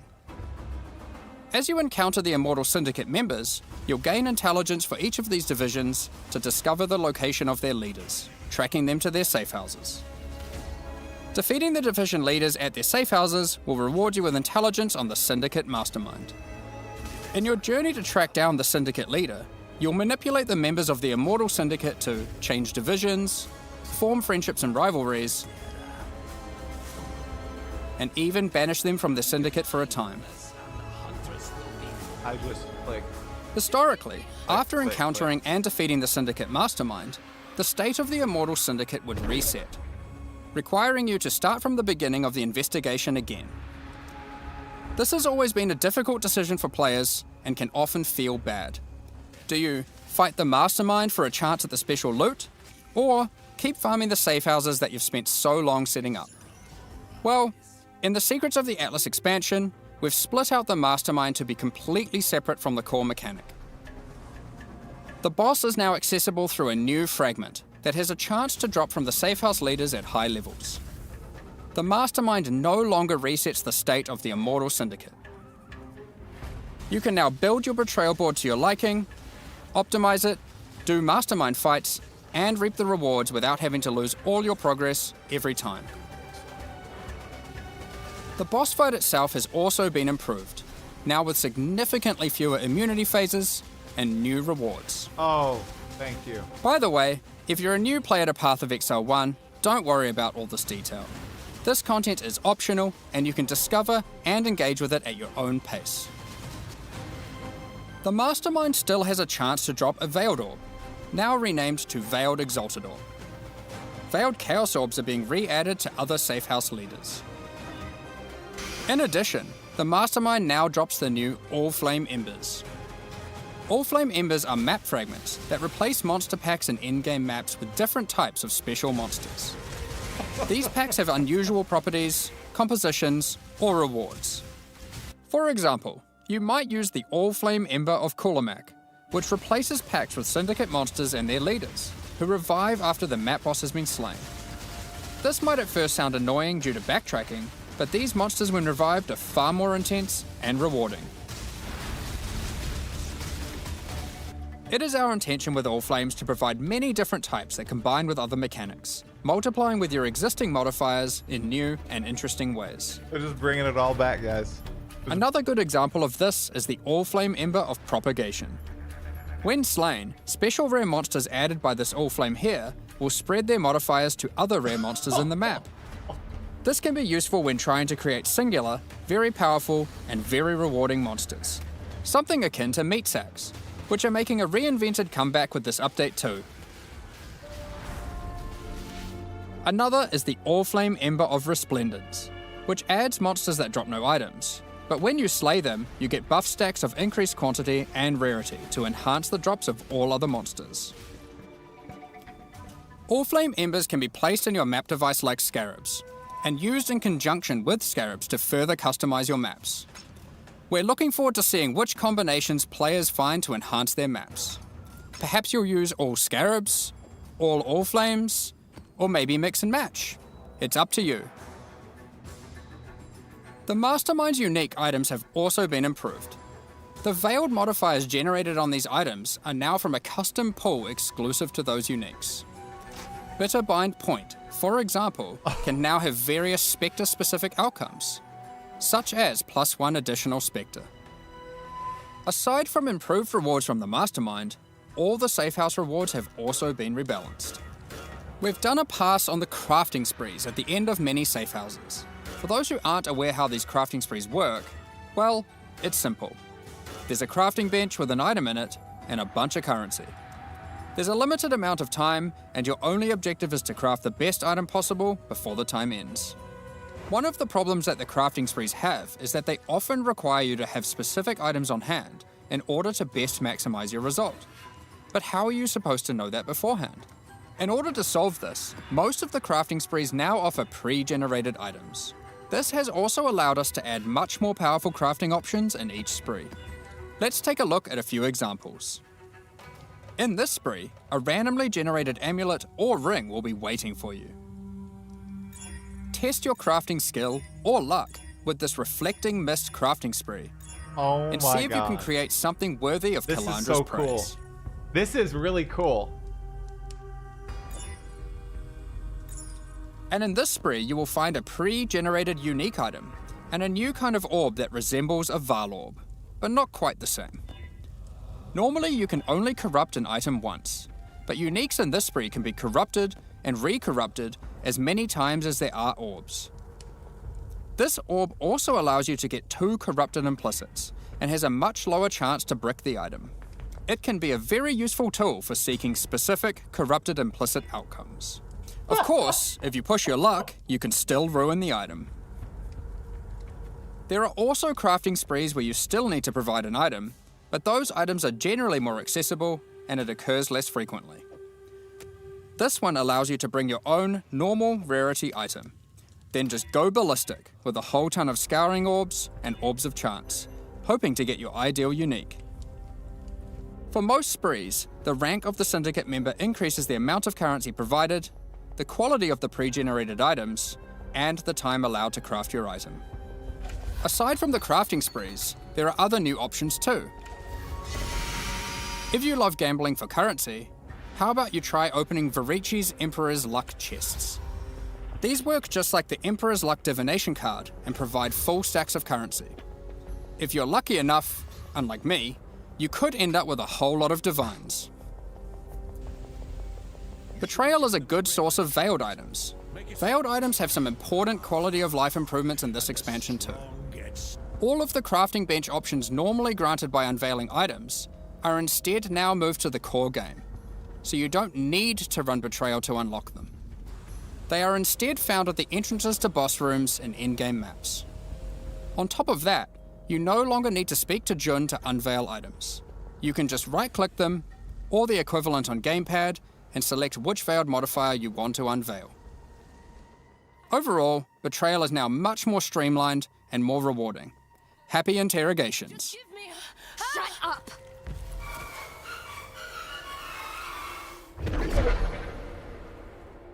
Now before we get into our quality of life additions, let's quickly talk about some character balance.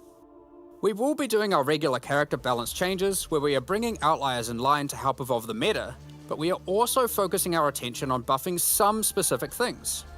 This includes spellcasting supports that specifically enhance self-casting builds, channeled spells, adding new options to the Guardian, Berserker, Elementalist, Saboteur, and Champion Ascendancy classes, which include some favorites from some of the alternate classes from Legacy of Frisia, and buffing a whole bunch of transfigured gems that never really hit the mark. Combined with the new endgame crafting, improved Betrayal crafting options, rune graphs for your passive tree, new pinnacle unique items, new modifiers and Trathan gems from the mercenaries, and of course the mercenaries themselves to act as an extension to your character, it's safe to say there's a lot of new character options and builds to think about. Instead of delving into all of these in more detail, we figured we'd just let you absorb them through the patch notes so you can do it at your own pace. In the Secrets of the Atlas expansion, we've also added a lot of the quality of life features that we know you've all been asking for. A lot of these have already been posted, but let's take a look now in case you missed any. You can now pause the game at any time by pressing escape to open the menu, or by opening any full-screen interface, like the passive tree. Okay, so we've seen all You'll this also stuff. be paused if any lag is detected, or if you disconnect. Okay, guys. It's worth noting that in certain Pinnacle arenas, a debuff will be applied to you Should that people prevents be you from happy? pausing. Should people be... I'm happy. We're also making a change to how Guys, you they use went currency so items on hard. strongboxes and monsters I imprisoned know we in haven't essences. played it yet, but they went Based on the so currency in your hard. inventory and the state of the strongbox, these buttons will appear. Valuable currency like divine orbs have been excluded from this as it would often be wasteful to Heron, use you're in this reserved. context. The Everything's same gonna applies be to giga rare, essences with the Heron. remnant of corruption currency. Orbs of Horizon have been updated. They can now re-roll your Elder and Conqueror Guardian maps. Oh, I'm so happy for Doing this so one. will re-roll the base map and the Guardian of that map. The map device now has a small additional inventory. This is particularly useful if you're rolling many maps to run in sequence, or if you want to use varying amounts of scarabs or other map fragments. During breach encounters, all the splinters will be automatically collected and dropped at the end of the breach. On gamepads, we have separated the targeting of monsters and non-monsters, so you are able to target them independently. This removes a bunch of frustration when you are trying to interact with objects in the world and monsters are nearby. You no longer have to kill all of them first. Vendor windows will now remember your last search. This is remembered until you log out and is remembered on a per NPC basis. The amount of characters you can type in the search field has also been increased. When using currency items, after right-clicking them, it will highlight all other items which that currency can be used on. There are many other quality of life improvements, so keep an eye on the patch notes after this livestream concludes. Alongside the launch of Secrets of the Atlas, we are hosting a competitive event where players will race to be the first to kill the new Pinnacle bosses. The event will take place in the hardcore, solo self-found Mercenaries of Trathis League. We have some interesting prizes in store for the winners. Keep an eye on the news in the lead up to launch for more details about how the event will work and what its prizes are. Next up, we're going to be talking about our new League supporter packs. Uh-oh. Today, we're launching 2 new series of supporter packs, the Frisian Magistrate and Crypt Keeper packs. Each tier contains the pack's full face value in points, alongside several exclusive microtransactions. As always, the microtransactions in these packs are purely cosmetic and do not affect your character's power or progression in any way. 38 minutes. The Frisian Magistrate series of supporter packs contains 6 exclusive microtransactions. The Frisian Magistrate character effect will bind your character in thorny vines and roses. You can select which parts of the character you want to have covered, either your entire body, your lower body, or your upper body. As you approach waypoints, it will emit leaves and golden petals towards it. When activating the waypoint, it will create a burst around you. Envelop your weapon in thorny vines and golden flora with the Frisian Magistrate weapon effect. Your weapon will also create a trail to match as you swing, and even comes with its own hit effect when slaying enemies. You are the law while wearing the armor of the powerful Frisian Grand Magistrate. The Spider Blossom pet activates its defense mechanism, disguising it as an elegant flower when near rare or unique enemies. The Frisian Imperial Magistrate back attachment comes in 2 forms.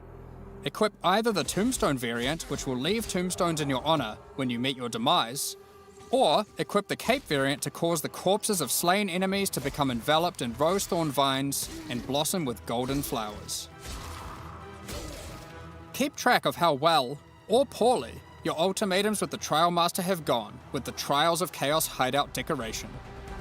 It will keep track of the total number of waves completed, the total number of ultimatums succeeded, or even failed. On top of that, it will track the total number of times you've defeated the Trial Master himself. The Crypt Keeper Pack series also contains 6 exclusive microtransactions. Oh, hello. With the Crypt Keeper finisher effect, death itself will tear through into the realm of the living and steal the soul of slain unique enemies. The Crypt Keeper portal effect creates a gateway for lost souls to pass through.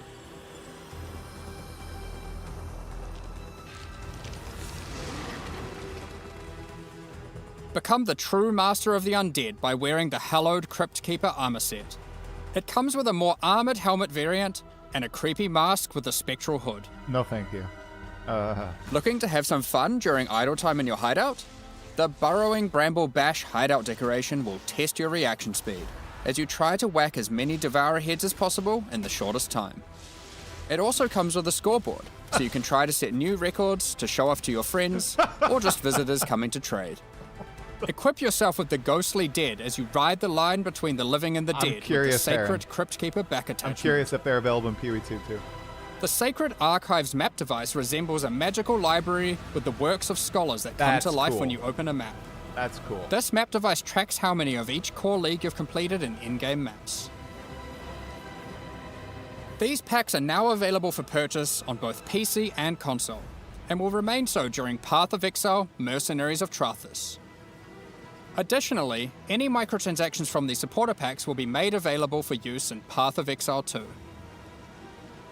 Meanwhile, the Paladin and Penance packs leave the store forever at the launch of the Mercenaries of Trathus League, so now's your last chance to purchase them. Additionally, the Dawn of the Hunt mystery box will be made available for Path of Exile 1. If you have already unlocked any microtransactions from this box in Path of Exile 2, you will of course immediately have access to them in Path of Exile 1. Thank you so much for your ongoing support. You're welcome. We're just about to start the Q&A with ZiggyD. Afterwards, we'll post the full patch notes for Path of Exile, Secrets of the Atlas. With release at the end of next week, our community team will be posting crucial information you'll need for the release. Keep an eye on the news. Thanks for is it me? Joining us today and checking out our latest developments. We're looking forward to dueling mercenaries, fighting new pinnacle bosses in the endgame, and exploring the new craft. No, it's them. It's them. Oh no! New Zealand, no! Systems and character builds next week. We'll begin the Q&A shortly, so please get your questions ready. Wow. Okay, thoughts. Heron, you are the only person upset in the chat, bro. Thoughts. Immediate thoughts, you guys. That looks great in my opinion. Obviously, I get your concerns though, Heron. How rare is all this stuff? Is it Welcome back, rare? Exiles, to another, I expect.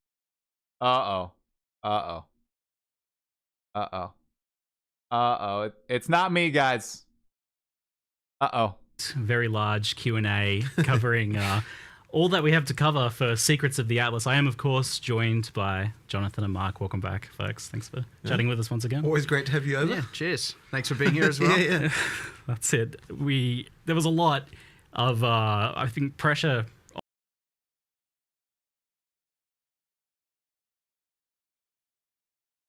Oh, poor. No. On this one for you guys. Like, it's been a long time since we've had a big Path of Exile 1 expansion. Sure. How did you guys feel going into this, and how do you feel like you've been able to deliver?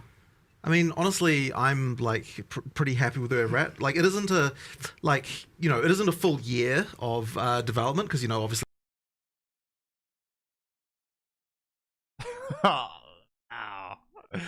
Guys. PoE2 to shuffle things a bit, but the main thing is we're kind of back in action now. We've worked out the model for how the studio can function doing the stuff, and ultimately what it required is kind of like merging the teams back together, kind of having everything so that everyone's able to work on both games, not necessarily simultaneously for a given person. All right, here, let me refresh. We need sort of our best people to be able to work on both games in order to really make sure that they're good. Refresh did not work. Maybe lower. And so, that effectively means that merge sort of approach is definitely way better. And so now we've kind of got that, and now. All right, 160p doesn't work either. Now that we're back to sort of fixing deadlines again and everything like that, I think it will just go a lot smoother. And I'm pretty happy with Yeah. They're having problems, guys. Technical difficulties. It's okay. It happens.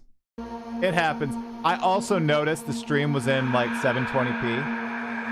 because PoE1 looked really bad compared to PoE2, and I was like, oh my god, PoE1 doesn't look that bad. It's because it was in 720p. I checked on my phone while we were watching. It looks great though. Honestly, it looks great. I'm most excited for the new bosses and the new endgame stuff. That looks really exciting. I also like the mercenary system, and you know what I found myself thinking, like, I don't want it. I wouldn't want it 1-to-1 in PoE2, but I would love if the Rogue Exiles were a little bit more customizable For the cowgirl. in Path of Exile 2, kind of like the PoE1 mercs appear to be. Yo, Zorglubsk. Thank you for the T1, bro. New league looks dope. I personally look forward to mercs. Yeah, the mercs and the endgame stuff is very exciting to me. Actually, the betrayal crafting benches actually look awesome as well. The guided crafting sessions. Robot Lion, thanks for the T1 during the stream. Kadus, thanks for the Prime. Zydred, thanks for the Prime as well, bro. Thank you, guys. It looks fun. Obviously, we're going to play it. If they go reveal, they're restarting the stream. Okay. They're restarting the stream, you guys. If they go from the reveal of all this to the update for PoE2 and the patch notes, holy crap. Holy crap. I will be a happy man. Very happy man. Yeah, they're going to restart the stream. All right. All right, they're restarting it.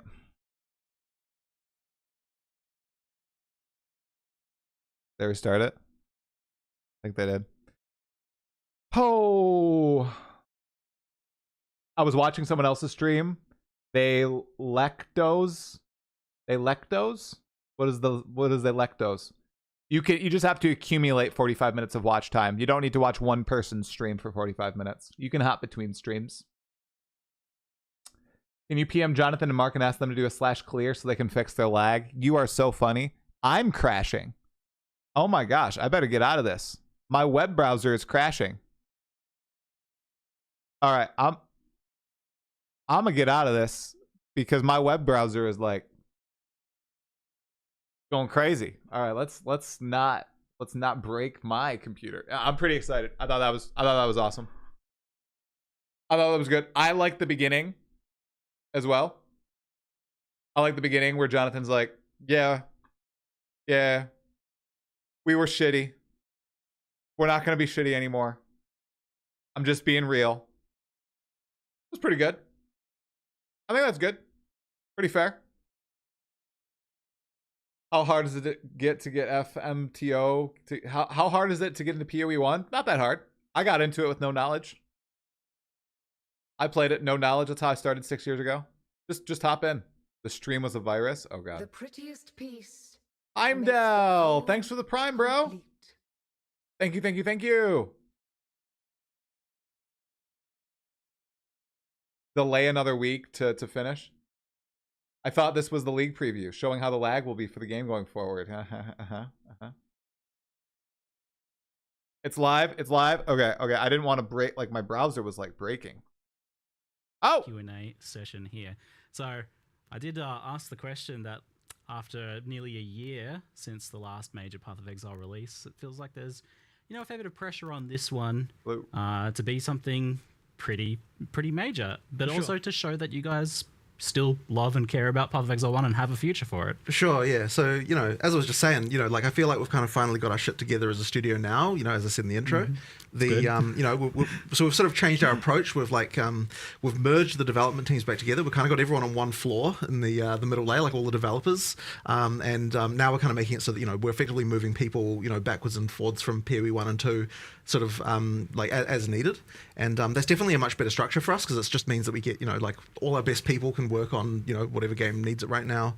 We've always worked well with kind of the fixed, in the past, sort of with the fixed deadline model where it's like, we have a fixed deadline, but if we, and what's in the patch depends on what's ready by the time we get there, and I think that's just going to result in a much better experience for players. And so now that we've kind of got that, I mean, this really represents, what we can deliver sustainably, what we can deliver in 4 months, and so we'd expect to see this kind of, like amount of content every 4 months, as we go forward, and for PoE1 and 2 as well. So, now that things are back, I would say, like, we're kind of back in our stride again. We're so things should back. go a lot smoother from now. Say it, Jonathan.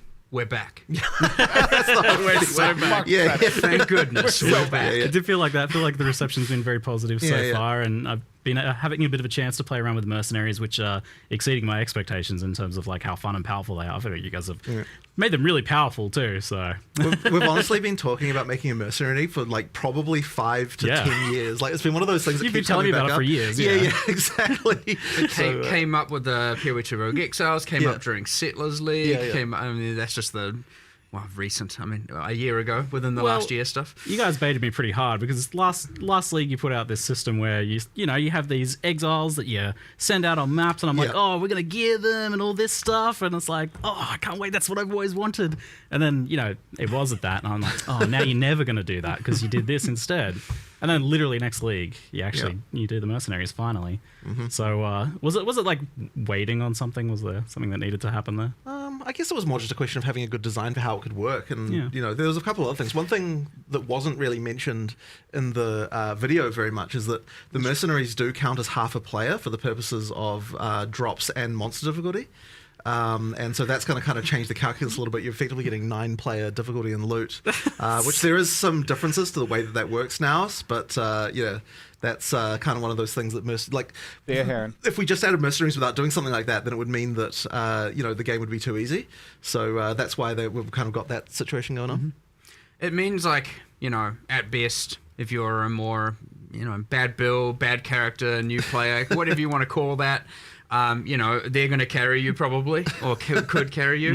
And at worst, if you're, the power of 10,000 gods and have infinite everything and screen coverage and DPS, then they're just boosting your loot, right? So there's a flaw there on either side that is just going to be beneficial to every single player. So it sounds like absolute beautiful chaos, like 6-player party plus 6 exile mercenaries. Our initial design had it that you could have up to 6 players, or 1 player and, I guess 3 players and 3 mercenaries, It was like a mercenary takes a player slot is what we initially That was had. the initial way to think about balance, but I think it wouldn't have been nearly as good because you want the mercenary to be part of your build to kind of feel like it's actually, because, it comes with like auras and things like that. Like effectively that all becomes part of your build at that point. So it's kind of important that you don't have to sacrifice that when you're playing in a party with other people. Didn't want to have the thing of like, okay, you join your 3 friends and then whose mercenary gets used. Yeah, like, exactly. do I not get to have my guy now? And I don't get, So it's, we ended up getting away from that and just going, everyone bring the merc, and which results in peak chaos. But, it's fun. And I mean, you can also have an animate guardian, and you did tell me that there's changes for that as well. Yes, of course you can have.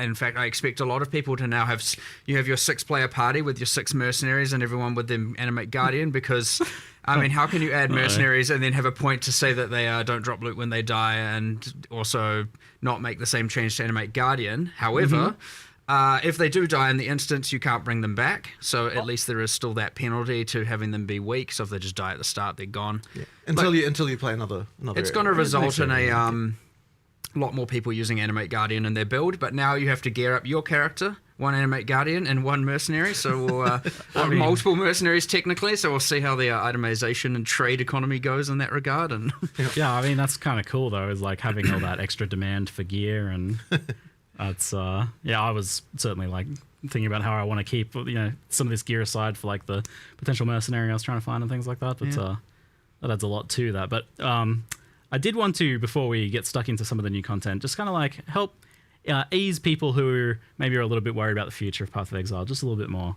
So this is what you hope to be able to deliver every 4 months, and you've got a much more strict kind of like approach to that now, where you were saying to me like, well, if this thing that you're talking about is not ready, then it's not going in that. Yeah, exactly. Whereas before you would push the date, I felt. Exactly, 100%. So we've been in the kind of push the date mindset, I would say, for like a couple of years now. Yeah. And in the past, we were never like that. We were way more strict with it. And I think it was definitely beneficial to do that. The issue was it was so hard to develop PoE2 at the same time when we had all that stuff. So now that we're kind of like in the mode where we can support both with the release frequently, it means we can kind of go back to that model. And as I said, I think it'll just be way better. I just want to make sure are always going to be that whole like plus or minus 1 week flexibility because you have things like There might be holidays, exactly. conventions, right. clashes with things and all that. So obviously you get that just before we get held to the strict to the day 4 month thing. But you know, yes, it is the goal. 100% you go back to that. I think there is it is very, very important that you have, you know, as a player and a long-term player of a game, of which many of our players are, you have that consistency and you know what to expect, and you can be like, yes, I've played for my month, I've played for my 2 months, I know I can just, you know, stop for 2 or swap to the other game, do that, and then I can know it's going to be coming again in 2 months instead of that just be like there for me again when I need it. that like unknown is very sad, honestly, as a developer and as a player, and I certainly don't want to do that ever again. I imagine it has a toll on the team in terms of them like knowing, because it's hard to make content, I imagine, and just not have it get shipped. Like, because it's the dates being pushed out. It depends on the person. Some people kind of like actually prefer that more. Some people do really like the deadlines. It's honestly a variety. Yeah, okay, a bit of a mixture. And you mentioned blending the teams together. That's like a big change, whereas before you were explicitly trying to separate them, and there was the question of like, well, there's problems with that, right? Yeah. Well, so I mean, we had problems when they were blended originally, like years ago, where PoE2 wasn't getting like, you know, it kind of wasn't working because that deadline was so far out that it kind of worked. So we had to split the team to get PoE2 shipped at that point. But now that we're back and, you know, like releasing frequently, it just makes more sense to bring everyone back together again. And it keeps the expertise up and makes sure that, you know, like the games are, you know, there's just technical things like making sure that the engine is like in sync for both games and that kind of stuff. Like there's just so many elements that sort of make it better to have everyone merged together, I think. I imagine it helps with the cross-pollination between games. We just got pausing, which is for sure. one of my most wanted quality of life improvements. That's a phenomenal announcement, but I certainly see people asking about things like WASD and stuff like that, and this support for the future is unfortunately WASD just can't really happen because, well, okay, I say that, but there's the thing, right? So effectively, in order for WASD to happen, we would need to be able to change the rigs over to the PoE2 character rigs. In order for that to happen, we need to get all the micros ported over, and then we'd need to port all of the armors from PoE1 over to those rigs as well. So it would be a really long-term thing. There might be a world one day where that can happen, but it's certainly a long process. That's what I was kind of wondering is like, do you envision a situation where Path of Exile 1 is like, that's crazy, warrants that sort of massive effort in a year or two or something like that? Once we've got all the microtransactions ported, which we're doing anyway, then it wouldn't be like so bad. I mean, it would be a lot, but not like, you know, not like completely unreasonable. So it's a thing that could happen, but it's a lot of effort to get that feature. So the main reason to do it isn't even the WSD. It's because we've been pretty unable to make new combat animations for PoE1 for so long due to all of the problems with the rigs. So the main reason to do it would be that we can make like new actual melee skills properly again. That would be the reason. I mean, hopefully we can get to that. It's just it'll take a while though. A lot of the skills you notice, and if people have been playing PoE1 for, you know, years, any of the new skills we add often just reuse the same animations. Exactly. And they're not exactly the most modern things in the world. Not so much you can do with it now. You don't get to do the cool custom flurries with like your swords and combos and all that kind of stuff, and you know.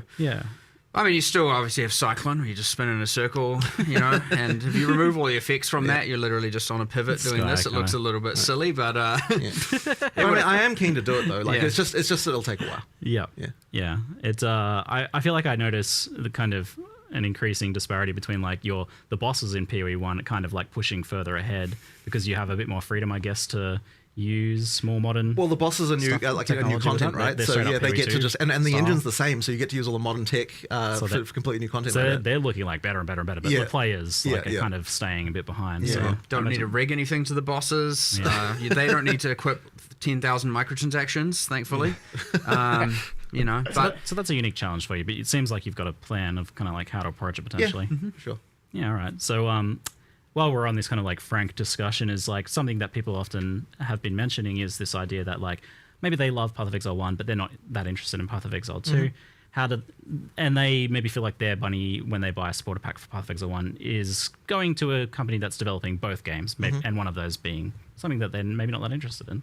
Right. Well, I mean, like ultimately, you know, like now that we're kind of in the shared model, like it's kind of. it doesn't really. It's sort of hard for us to say, like, that like money goes to one particular team or another. Like, it doesn't really work like that because we're all merged.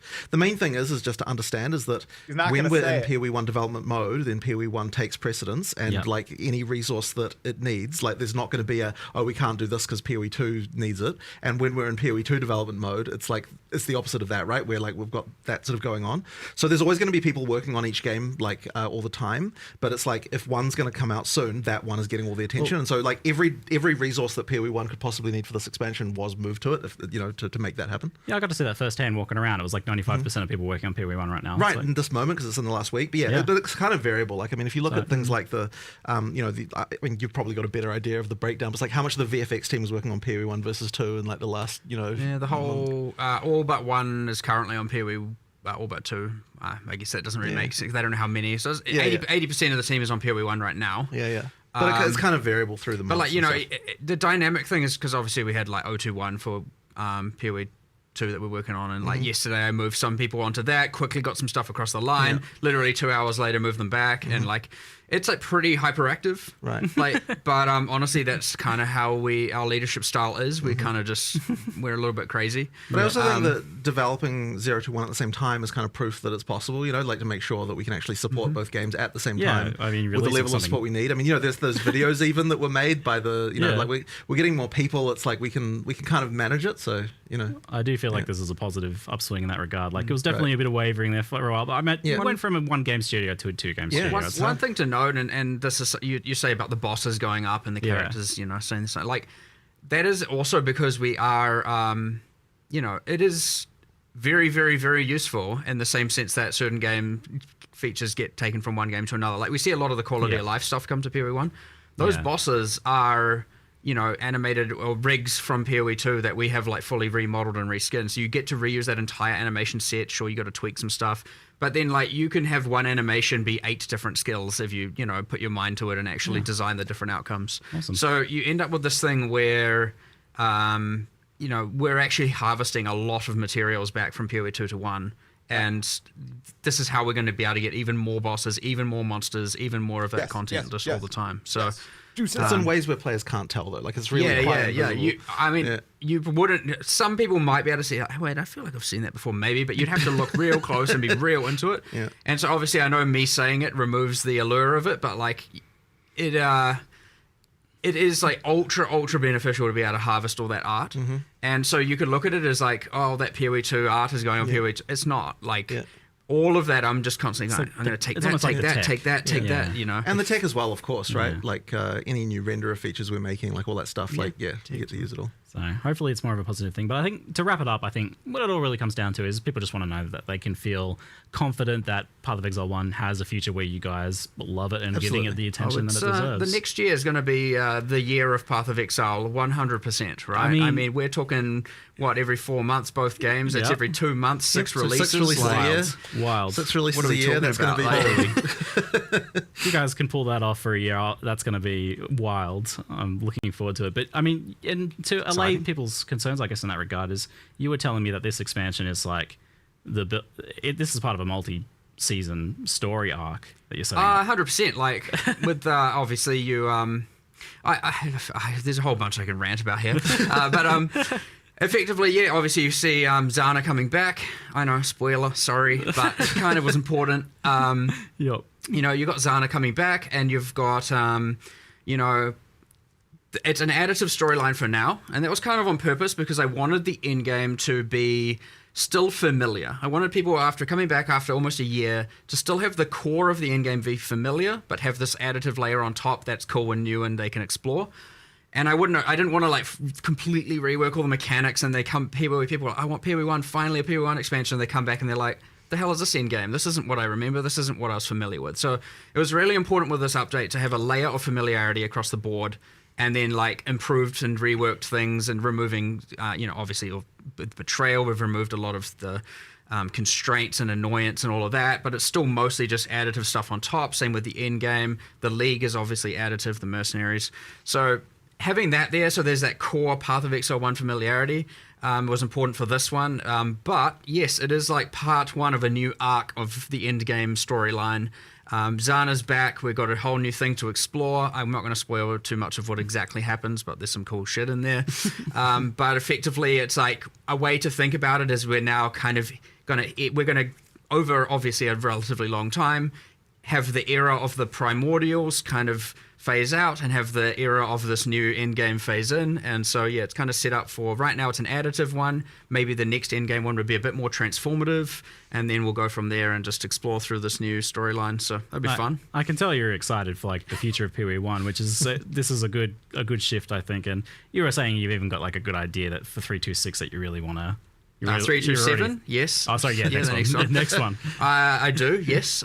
So, like, another thing with like this expansion, right, is like it's quite content heavy. When you do an in-game expansion in a league, it's a lot of content. Yeah. So, like, you know, you have some things have to take priority, other things have to take less priority, and so like the character stuff where we've done, you know, a decent chunk of character balance and the new systems interact with all of that. You know, there's clearly ones like, I know Settlers had like just the Giga melee rebalance and rework, and it changed like 1,000 systems in drastic ways and all of that. But again, I wanted this time more familiarity, and then 327, we're going to go just ballistic on the characters and do as much as we possibly can to like, you know, amp that up and, I don't know, maybe fully revamp wand builds and create a whole new thing there. And now we have to because I said that. But they didn't say that. That kind of stuff. So yeah, obviously you have ones that are more content centric, ones that are more character balance centric, and different focuses like that. So this one, content in game. We wanted our core players who have been playing for 10 years, the ones that are really looking for PoE, who are like mostly playing in the end game, to really have that like expansion and new boss fights. And that was a discussion we had yesterday. Actually, was this idea that you don't necessarily have to worry about new player onboarding as much for Path of Exile 1 now. But that's more the focus for PoE 2. I would definitely say that, yeah, for PoE 1, it's like it's now very easy to just say, you know what, like if this isn't new player friendly, it's okay. Like we're making a game for the experienced PoE 1 players, so like we can just go ham with all that stuff. Yeah, you can kind of go nuts with you know, like if you're a new player, then PoE 2 is obviously going to be more appealing. You know, like I'd imagine they're more likely to want to go there. But of course, PoE 1's still, you know, like it's still a, like we're not going to throw that away completely, but it's like certainly in terms of the focus of the content, like a lot more sort of in-game stuff, you know, the pinnacles obviously and things like that. Like this is stuff that appeals to someone who actually is able to get to that content. So you know, yeah. Of course, you've still got the leagues. You know, the mercenaries. I think you initially, when we first told you about it, you seemed a little bit like, oh yeah, I don't know how big that's going to be. But then when you actually played it, it's like, you know, it's quite a thing. Yes, it was beyond what I expected playing it. Right. Because I brought up a concern after watching the reveals that I felt like there was a bit of a gap, some disparity in kind of what you revealed once I got the sense of like what was Secrets of Atlas versus Mercenaries of Trathis. You know, I had some concerns. I was like, okay, so the Mercenaries thing seems like really awesome, and that kind of is like, by the time you get to endgame, you've kind of started to explore a lot of that. And, you know, there's still more progression beyond that, but that's like, it's not necessarily like a ton of new content for that mechanic beyond that. And then you've got this new Secrets of the Atlas system, which starts at tier 14. It's very endgame pinnacle content focus. So I'm like, it feels like there's kind of a gap there between tier 1 and 14. But you mentioned yesterday after that discussion that maybe you've changed it. I initially was like, you know, people are coming back after a long time. They're going to come back, and yeah, some people have been playing, but like the majority of people haven't, and they're going to come back, get to that end game, and be like, all right, let's get my footing back, refigure things out. Obviously, Settlers is there, but I understand a lot of people have experienced that in the last year, so that's not going to feel too new, but there's a little bit going on there. You've obviously got Betrayal, and then yes, we have our whole like certain scarabs up, certain scarabs down kind of balance, which I will note, by the way, only a portion of which will be in the initial set of patch notes. We'll have more scarab changes coming soon. Patch note expansions to be announced. People who, ideally our PoE1 players know by now, we get a little bit feral and we just go to the end. We go till Friday of the release date for our balance changes, so not everything is there, but a lot of it is. You know, there's all those changes, and I thought, yeah, it's all good. What we'll do is aim for the people who really want new pinnacle fights. Like, when we added the tier 17s, they were a bridge between pinnacle and uber pinnacles. So they weren't even the kind of highest tier of difficulty in the game. And you could argue these aren't either because they're pinnacles, but they are a step above the existing pinnacles. They are a bit harder. That being said, of course, just to clarify, there is a quest version of them where it is you get to tier 14s and you will find them deterministically and get through all three of them. Just for the narrative, you get to explore all that. They're easier balance. And then you get into farm mode where you get the true rewards and the true, you know, difficulty test. But yeah, as you pointed out, I thought that'd be all right, and then you did raise your like, but what about between tier 1 and 14? It's not going to feel very new. And it was like, yeah, where's the content? Yeah, fair enough. So yeah, we made some changes, of course, and as much as now in the live stream it says we're introducing it at high tier maps, that is where the story is introduced, so to speak. But we're now adding a bunch of trickled stuff beforehand, all the way from like tier 3 maps, where you're now you're finding those memory influence maps, or the influence by the originator, as it said. You're getting the memory strand items, which are actually very useful for actually finding good item drops and crafting as you're going through the in game, and so you're getting that all the way through. And then, once you get to the higher tier maps is when you get into the actual pinnacle storyline with the new 3 pinnacle bosses. So I mean, look, straight up, it was just like what we thought was good oversight, but like, this is always what happens. I think even Jonathan mentioned earlier is that often, when we have these podcasts and interviews, it's just like half the time we end up discussing stuff that we're then going to go and change the day after or the day of, and that's exactly what I feel we like end something up always doing. comes out of the Q&A. You usually do some sort of live development during these, which I love. mean, there's so much that like to not and happening so rapidly and coming together very much, all together at the end. It's impossible to really have your eye on everything and not miss like some things. And even we always often miss things, and then it goes live, and then we address it then as well, and stuff like that, right? It's just like very, very, very crazy. But again, that's I kind of think that's the magic to it, and what allows us to do so much in so little time. But it is also the thing as well that's going to result in the 6 expansions coming in the next year for the combined games. So that's crazy. So now, like the state of it looks like veteran players are going to be exploring the mercenaries as they're leveling up. They're going to be going into the end game and kitting out, trying to find their ideal mercenaries, gearing them up, swapping them around, starting to interact with memory packs of enemies that drop memory influenced maps, that drop memory influenced items that they can craft. Which I'm excited about that as like a progression, the crafting system with the boosted craft. And that was, you mentioned like a way of kind of getting the tiering system into Path of Exile 1. The initial idea there was like, how can we get the tier 2, tier 3, tier 4, tier 5 item drops from PoE2 system into PoE1? And it was like, well, why don't we just do it in the new in-game system? And then we're like, well, we can have more granularity. It can go all the way from 1 to 100. There's not really much point not. And so you're finding better items. Like every time you pick up these items, it could have a set of full tier 1 modifiers. So that was the initial goal. And then, it was like, well, may as well. Like the crafting orbs can just consume it as well. Now it's worth getting into that specifically. The basic crafting orbs all consume it.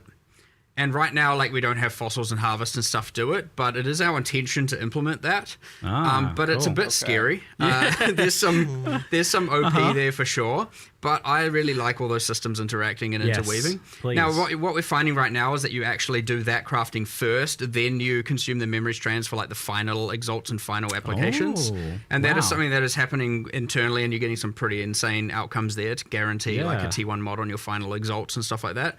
But if we were to do it the other way around, you'd probably end up having it be very much using all those systems. So before we turn that on, obviously we're going to review every single thing and make sure we're definitely happy with everything, because it is a very complicated web of craziness. But actually, that was a question I was wanting to ask, was like, how do you even make new crafting systems for PoE1 at this point? Like with all the various intricate, do you just kind of like make it and you just cross have your to, fingers? you just have to effectively just take the chance and just come up with what you can do, because if you worried about literally everything, you'd never make anything. So you have to on some level. But it's the same with uniques. It's the same with new character systems. There's so many variables that you kind of just like, here's a thing. Let's see what happens. Yeah. Oh.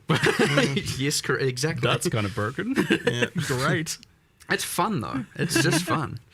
So you've got this progression system now, which sounds phenomenal. That sounds like a really nice improvement to like, while we're exploring the various changes you've done to things like the massive overhaul to Betrayal, for example, and like the new Scarabs, those new systems, the integration of like the previous content that's gone core.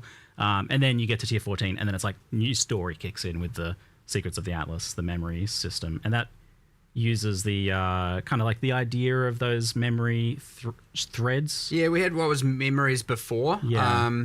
So that was like, there was Alva's memory and all of that, and they had kind of different things. You couldn't juice them, but some of them gave pretty specific rewards, and a bunch of them were worth absolutely nothing. The lack of juicing kind of meant that they didn't really have a good place in the end game, though. Yeah, there was only a couple that were worthwhile. We were like, we didn't really give that system justice, so like let's kind of use that as the baseline for the new memory threads, except we 100% allow full juicing. Yep. And make them more unique, have the alter mods at the end of each run, and then have the new influence mechanic.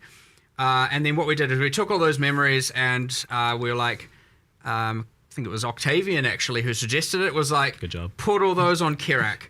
And so all the Kirak missions that can now be offered, since Kirak also couldn't be juiced, Kirak missions now can give you all of the things that appeared on those memories before, which gives him a unique thing that he didn't have before as well, and it can be more valued farming that. So 2 birds, 1 stone. Some love. That's good suggestion. Thanks, Octavian. And but yeah, effectively those, and then we're like, those memory strands, we don't want it to just be I'm doing normal mapping, then you find the memory I've already tripped up now. It's this thing we were talking about yesterday with all the terminology. Memory threads versus memory strands. The memory threads. Again, once you're playing, it's a bit more clear. But yeah, we've got a bit of synonym thesaurus issues going on. You're doing the memory threads, and it's like, well, we want to be able to do that experience without just having to go, okay, I don't want to have to run a bunch of maps, get a thread, have some fun, and then I'm back to just, regular things. So we're like, well, once you finish the storyline, I won't explain exactly how that concludes because it's a big one. What those maps that you can find on that thread now will start dropping but it's T16s and more frequency, and then but they will be rolling with Tier 17 mod pool, and we're kind of calling those T16.5s because they are very close to T17s, and it's kind of honestly I would say in some cases if you get the right memory skills better than T17s, which I know has been a huge concern, and I agree with that, and I am finally hopefully we can not have just the age of T17s that can't self-sustain and you have to trade for, and a lot of frustration there. That's the hope. If it doesn't fully solve it, obviously it's still the intention to. Well, so we will. Well, let's talk about the problem with Tier 17s then. So, like, obviously there's a few issues going on there. It seems like that you had this like very varied endgame, tons of different maps and everything, and then kind of narrow that down to 4 maps instead. And obviously it was presenting problems for build diversity as well. It was also a clash because it was like those were meant to be the bossing way to get to the Ubers. And it ended up being the juicing. And so then you have you have a kind of economy clash between people who want to farm bosses and people who want to juice. And it was like, okay, well, they were intended to be the boss way. Whoops. But they were still kind of fun for both axes, in some regard, minus a few little bits and pieces. Like, obviously, we had to do some changes to the mods, how they generated. Like, we'd certainly had some hiccups with that one the first time around. It was then all of a sudden now T16s are dead, Yeah. So the hope here, bring them back. You can farm the map you want as with the originator influence on it, I believe is what the text said, or what I call memory influence or Zana influence. All of these things, whatever. They're influenced with a bunch of red and blue stuff. You get the pedals, you get the skills, but you get the div card you want, you get to farm the layout you want, you get to do the boss you want, and you don't have to deal with T17. Can you say somewhat definitively if like juicing is going to be happening at Tier 16s again, or is it still going to be Tier 17s a bit? Not sure. Currently, as far as I can tell, it should be in the 16s, but I didn't want to make it that the 17s are just garbage. Yeah. So you haven't taken a hard stance I think, especially with the right memory influence skills appearing, which you do have to take a bit of a gamble for, and sometimes you get really good ones and sometimes you get okay ones. That's part of the fun when you get in, you're like, oh, yes, I got the epic one that revives monsters and I get all the loot twice. And then when you get that kind of thing, it's going to be like, okay, this is just 100% better. Like, how was it not?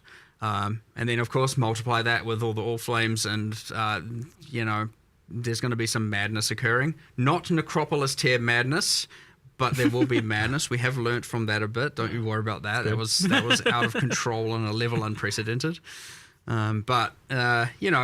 Still new tiers of madness. There's a question from chat about Atlas passive skill tree and with it expanding, like with all these new things being added to it. Is that something you consider as to like how many points you end up getting and those decisions like between things? I like the amount of points you get and the amount you can invest in a given tree loadout. I think that is correct. Still feels right. Like we do remove a little bit of nodes and we have added some, but I wouldn't we've added new ways to juice via the influence. We've added new ways to add more things to the All Flames and stuff like that, and there's new multiplicative things going on there. I wouldn't also then want to just be like, here's another plus 20% on the tree as well. I think that choice matters. I like that choice matters, and I think you should have to give up something to get something of the new thing, or have one of your loadouts focus on that and two of the others focus on something else. So something else that sounds like it's going to help is you mentioned to me this idea that you might be getting more access to the content from the investment nodes that you're taking anyway via Scarabs, right? Scarab drops. Oh yeah, nodes. yeah, true. I mean, it was more of a SSF feature, but it will work for everyone. But both the map device where you apply like Breach League and a bunch of the nodes on the Atlas tree that are like, chance to have breaches in your maps, both also now increase the chance of you getting Scarabs of that league's type. Which is kind of how PoE2 did it as well with their leagues, where play the content to get you get expedition to get more expeditions. Great. It's the same thing here. We just wanted to push that a bit more, give a little bit more agency, and influence the Scarabs you're getting. That way, you're getting more of the ones you want, because there are a lot of Scarabs, of course, and you can block a decent chunk of them, and you can invest in some others. And we're just like more agency is better here, like straight up. So may as well, and it just simply adds more value to the map device craft. So why not? All right. I know we're jumping around topics a lot here, but let's just kind of be in the flow of things. But on the mercenary topic, so you've designed these guys to be so good that everyone's going to want to use one, right? And that's like the right way to design it objectively. But it does raise the question as to you need to make sure that they're not abrasive to use, that they're fun to use, that there's not necessarily problems where you feel like, oh, I have to use them. So how do you go about making sure that that's the case for these guys? I mean, obviously them increasing the difficulty, is a thing that says maybe you don't want to necessarily, maybe they're not pulling their weight on a boss fight, and stuff like that, making it actually harder because of the life. If you don't have the right mercenary, or if you don't have the right mercenary, you don't have the right gear on them. These are factors. However, generally they should be fun to have with you. You should want to engage with it. That is the league. If you're not playing in the league, or you don't want to engage with the league as much, you still got the end game, you still got betrayal, you still got, the settlers, all that stuff is all still there, the character balance changes, everything's still there. It's just, ideally you'd want to engage with the mercenaries. They are generally more beneficial than not. You would have to really over-level them and not be upgrading them for them to start being kind of useless. But the item and combat mechanic with them by itself is also, even if you're not hiring a mercenary, there's still there's a source of items there. There's new things like mechanics that they've got going on with that. So even that part is a thing in itself. Well, something I didn't realize from watching it and then even playing for a while was that, and I think the UI is getting improved by launch for this, but the when they have the currency pocket, when you don't actually pick a currency from that, they give you all the currency from that window. Okay. Yeah, it's like so. It was a bit juicier than I thought it was. Actually, it kind of caught me by surprise. Yeah, why not? But it was interesting creating a, there's not many leagues where you get one reward. Yeah. And obviously not the currency pouch, but you pick a item, picking a single piece of gear. Yep. And so we had to really think okay, I mean, you can see it, so you already get a pick from all the different slots. But it was like, how do we make sure that their gear is comparable to what a player would have, which is kind of you're identifying many and picking the best, and you're crafting a thing, and so it's always better than average. And so we had to really think about what their gear should and what their item should look like, to be comparable to something you would actually want or have. So yeah, it's rare to have a league where you actually only just get one item. Like even Ultimatum, sure, you get one in many rounds in a row, so you still get up to 10, whereas this is just actually one. So you have to make sure it's good, right? Yeah, and that was actually kind of complicated to do, but there's some pretty powerful stuff you can get from that. I mean, obviously the uniques are relatively easy to put in, but they do affect the mercenaries in some pretty crazy ways. But the rare items and stuff like that, it was a little bit complicated to actually get that to feel good, such that you feel like, I actually want to take that, as opposed to just always taking the currency. But if you want to do that, go ahead as well. Was there any kind of, just out of curiosity, was there any kind of thought on as to what sort of items or what sort of mods they roll on their items then? Since they're they are kind of specific builds. Yeah, kind of. It is relative to the build more so, yes. Yeah. There are 30-something different archetypes. So we talked about the Striker and I can't remember the names of Eruptor and stuff. But there are 30-something of them. And, there's a Chaos Mage and there's ones with curses and ones with auras and ones with I'm obviously listing all the utility stuff because I know that it's the aura bots of Trathus really is probably how a lot of people are going to see it. No aura, exiled. But actually, there's a lot of custom skills in there. They're not entirely player skills. Yeah, I know we touched on the Trathus skills, but we only showed this. I feel there's maybe between around 16 of them. Some of them and are you cool. can get those, right? They can just be in their little pouch. And you can just take one. You can pick them, and if you defeat them, they drop it, and you get it. And that's a new. So it's kind of like a transfigured gem in a way, but it's a Trathan gem, and it's just so that's a way of delivering a bunch of new skills. And I know you have like Blood Storm Call, which is like physical that creates a blood dot. So you maybe want to add, so there might be some builds that want to do that. There's like new spectral shield throws and a whole bunch of different things. We saw the siege ballista in the live stream, but there's certainly a whole bunch of them. I know there's a kind of incinerate based blast ray. Blast rain was it? Yeah, like arrow comes down, does a wave of almost like an incinerate wave out of it and stuff like that. So like, had some fun with that. Spoiling a bunch of them, but it's only 4 or so. But yeah, there's heaps of different skills there, which is pretty cool. But then they also just have like kind of high cooldown and different passive skills and stuff like that as well. So like there's a lot of stuff. Should have put more of those in the video, honestly. Yeah, possibly. Probably. Yeah. And there's probably some surprise and cool stuff for people to find. It was a 42-minute presentation. Like it's all right. Give a taste. Let people find a lot of cool stuff on live. So in terms of making them fun to like manage and hire and things like that, if you'd asked me before playing it, I would have said like, oh yeah, you want to be able to like spend some sort of passives on them or something like that. But then actually after playing it, I was like, oh, it's kind of good that you didn't go to that level, because then there's no lock-in with them. You can change between them easily. Would have been a bit annoying, I think. Yeah, and a bit too much tedious upkeep. Low micromanagement on this. So like doing the gear, but you won't have to do that too often. They don't level up. They don't have like they have a passive tree behind the scenes. You just don't get to see it or engage with it. I wasn't actually sure. Was that Winners actually allocating individual nodes? No. They have a Trathan passive tree. Okay. Secret proprietary. Yeah. Right, I mean, look, they gain stats as they level up, and it's kind of relative to the archetype, and there's some stuff going on. But you don't need to care about that. It's just as far as you know, they're higher level. They've made somewhat intelligent decisions about their passive points and whatnot. And they're pretty good. Of course, some are better than others. Some will be good for your build. Much like you will have, here's the meta ascendancies for a league. Probably each meta ascendancy then has the meta mercenary for the league, and so on and so forth. Yeah, it'll be matched to your builds. Yeah, it's going to be pretty crazy, I suspect, in the end. There's like, as much as it's pretty simple to just arrange them, there's going to be a lot of little minor complexities. That's poor path of building, guys. I was going to say, like, are they going to have to implement some interesting... They're definitely going to be a part of your build, so it's got to go in there. Yeah, 100%. They can give you auras and various other buffing skills. I had a Templar that had like an aura, and he had the smite with the lightning aura. Your meta build, then for that you need your 3 meta mercenaries, and then your meta animate guardian, and then you've got, oh my god, too many, at least a lot more items will be getting put to use, so that's good. I'll be curious to see how the Animate Guardian feels, because, I don't know, like, that one has obviously the skill gem cost as well, potentially, like, supports and things like that. Yeah, of course. But, so that's obviously a bit more of a tax, whereas these guys are just a free add-on on top. They don't cost you anything except gold. I mean, gold. Yeah, gold. Which was, you intentionally didn't go for an upkeep cost for them, which I noted. Yeah, I mean, you already earned their... You still got to pay them a little bit, but you defeated them. You don't need to pay them by the hour anymore. There's a gold cost if they die, which I found I had a couple die early on, but then they were mostly, especially if I picked good ones, they were staying alive. Like I had one guy that was ridiculously tanky, and then some of them had like 4k life, and this guy had like vitality and enduring cry and kind of like a fizz aura and immortal call and things like that. I'm like, oh yeah, these guys are kind of better than me. That's true. Often you might find yourself aspiring to become more like your mercenary.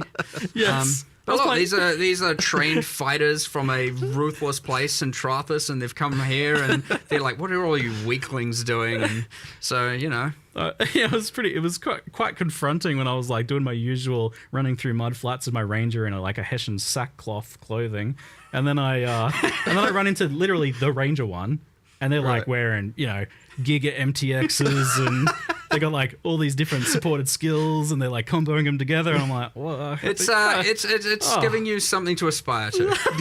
Yes. It's this is what I can become. And it's, whoops. I felt really good when I fired them later. Yeah, look, remember, they came here of their own choice. They haven't been exiled here. They kind of feel like suckers.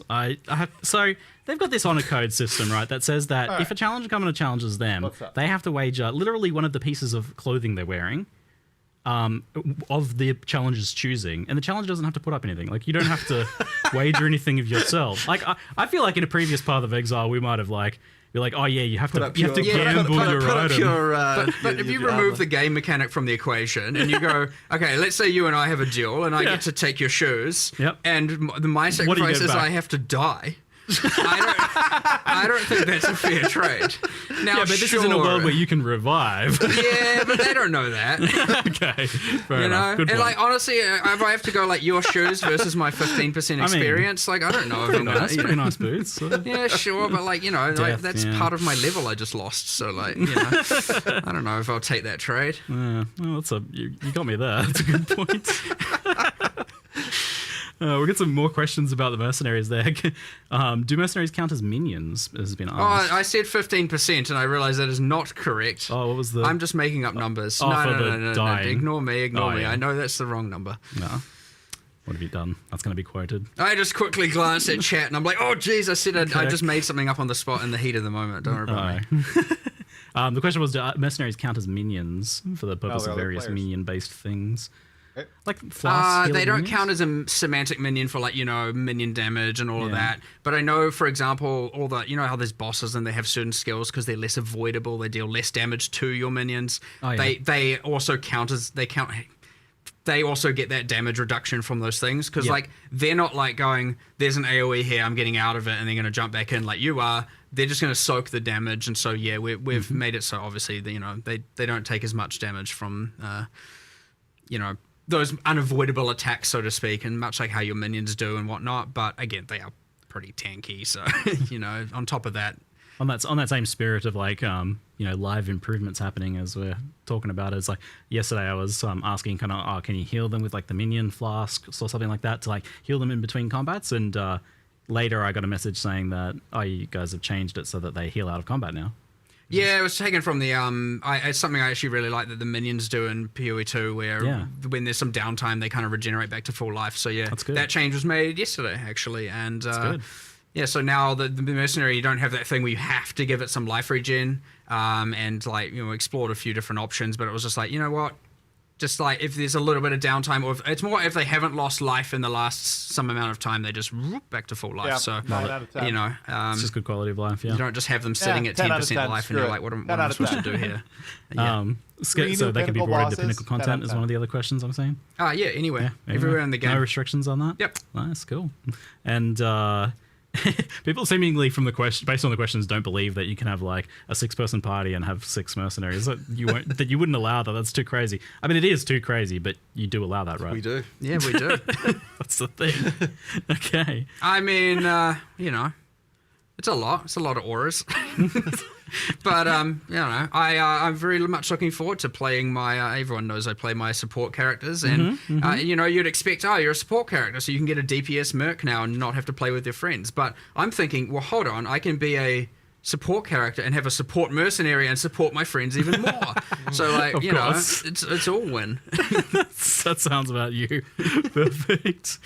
I mean, while leveling, I certainly felt like the DPS ones were viable if I was playing more of a supportive role, or if I was like struggling in that regard. They did seem like they were actually able to kill things. Is that something that can happen in an endgame though? Like that seems hard to believe. I mean, look, at the end of the day, you can give them Headhunter, you can give them all of that stuff, and they take the damage, they scale it. Like, the only thing they don't have is, your skill, which could be bad, and thus they could be better than you, or you could be very good, and in which case, I'm just saying, like, they are still a computer. Right? They are still at the end of the day doing that, so they might not make the smartest decisions that you agree with. There's like custom AI for each skill, right? There is, 100%. And so they're a bit above the 50% percentile of players. Yeah, they might be. I'd say around 55% just percentile average. Better than half you. Computers can be good. So, But at the end of the day, you know, when you're like, you know, giga zooming and obliterating everything before it can even appear on your screen entirely, you know, there's a question of how much use can they really be, and that's where I come in and say, look, the floor is still, they're half a party member worth of loot increase, and they are, you know, whatever auras and all of that. So you might pivot from more. You definitely want, like, DPS ones are real good all the way through, but once you again become the power of 1,000 gods, like, there's a certain point where there's only so much you can do. Now that being said, if you do want to play a more passive character and you want them to just go wild, like they're pretty strong. There is, of course, the thing where if you miscalculate that, you go into your pinnacle relying on them to kill it, and you miss the mark and they die. It's not like you're bringing them back in that area. They only have one so portal. now you're like, oh, damn it. I'm not sure what to do now, and you've got to do it the hard way. So, but yes, much like the new change the animate guardian, if they die, they don't come back into that area. Sounds like a good way of doing it. Sequential instances, Much better than the losing gear and all that, all that we drama. We went through all that. I even had the maybe in Ruthless they should lose an item, or maybe, you know, I was like, is that a thing? I was like, oh, no, look, it's either right or wrong. Let's just go with what we know is right, what people will like, and what is not going to just cause a bunch of unnecessary. Oh my god, now I got to do this again, and something unpredictable happens, or some monster skill is like particularly imbalanced, and it's like, oh my god, it just lost so much currency, and so all good. Sounds great. Awesome. So Settlers Town went core. We didn't have to rebuild it. Phenomenal. Thank you. Gold goes core, which obviously as an experiment feels like a success then. Jonathan, I think you feel like you can speak to that. I mean, sure. Gold was a core feature of the game. Yeah, I mean, I'm definitely happy with where gold, like, you know, with how gold improves things. I mean, you know, we originally did it as a way to reduce the number of things that monsters can drop while still having it so that they feel like they drop things. Yeah, like culling the But I mean, I honestly like. I think it's been a straight up improvement, and obviously it's really good to be able to work with the you know, the new the trade, the currency market and stuff like that. Like, I think that stuff, like, you know, I don't know that there'd be another way to do that as successfully as the way that works. So like I think that's worked well, and it's funny because you know, like, on the surface, you're like, oh, every game's got gold. But the funny thing about it is that in most games, gold is a lot of games have like bound items, and then gold is the only thing you can trade. In our game, you've got unbound items, and gold is the only thing you can't trade, and that's why it sort of works as that kind of trading kind of thing. So I think the way we've done it, like, it works well, and I definitely want to keep it. Like, it's got a definite place for sure, and like, we may be able to expand its use as well more in the future potentially. Like, right now, it's not used for like shops or anything like that.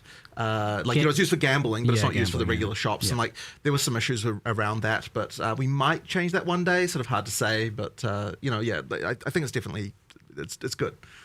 Yeah. Okay. And that means obviously currency exchange is staying core and things like that. It looks like shipments were staying core, and that's one that I see is like mixed opinions on. Some people love it. I can't believe you know, shipments are core. Passive income. That's kind of rough. I don't know. I mean, it's cool. But it's also like an obligation. Though. You know, it's a thing you got to check in on. It's it's busy work to an extent. We did some changes here, so we did slow down.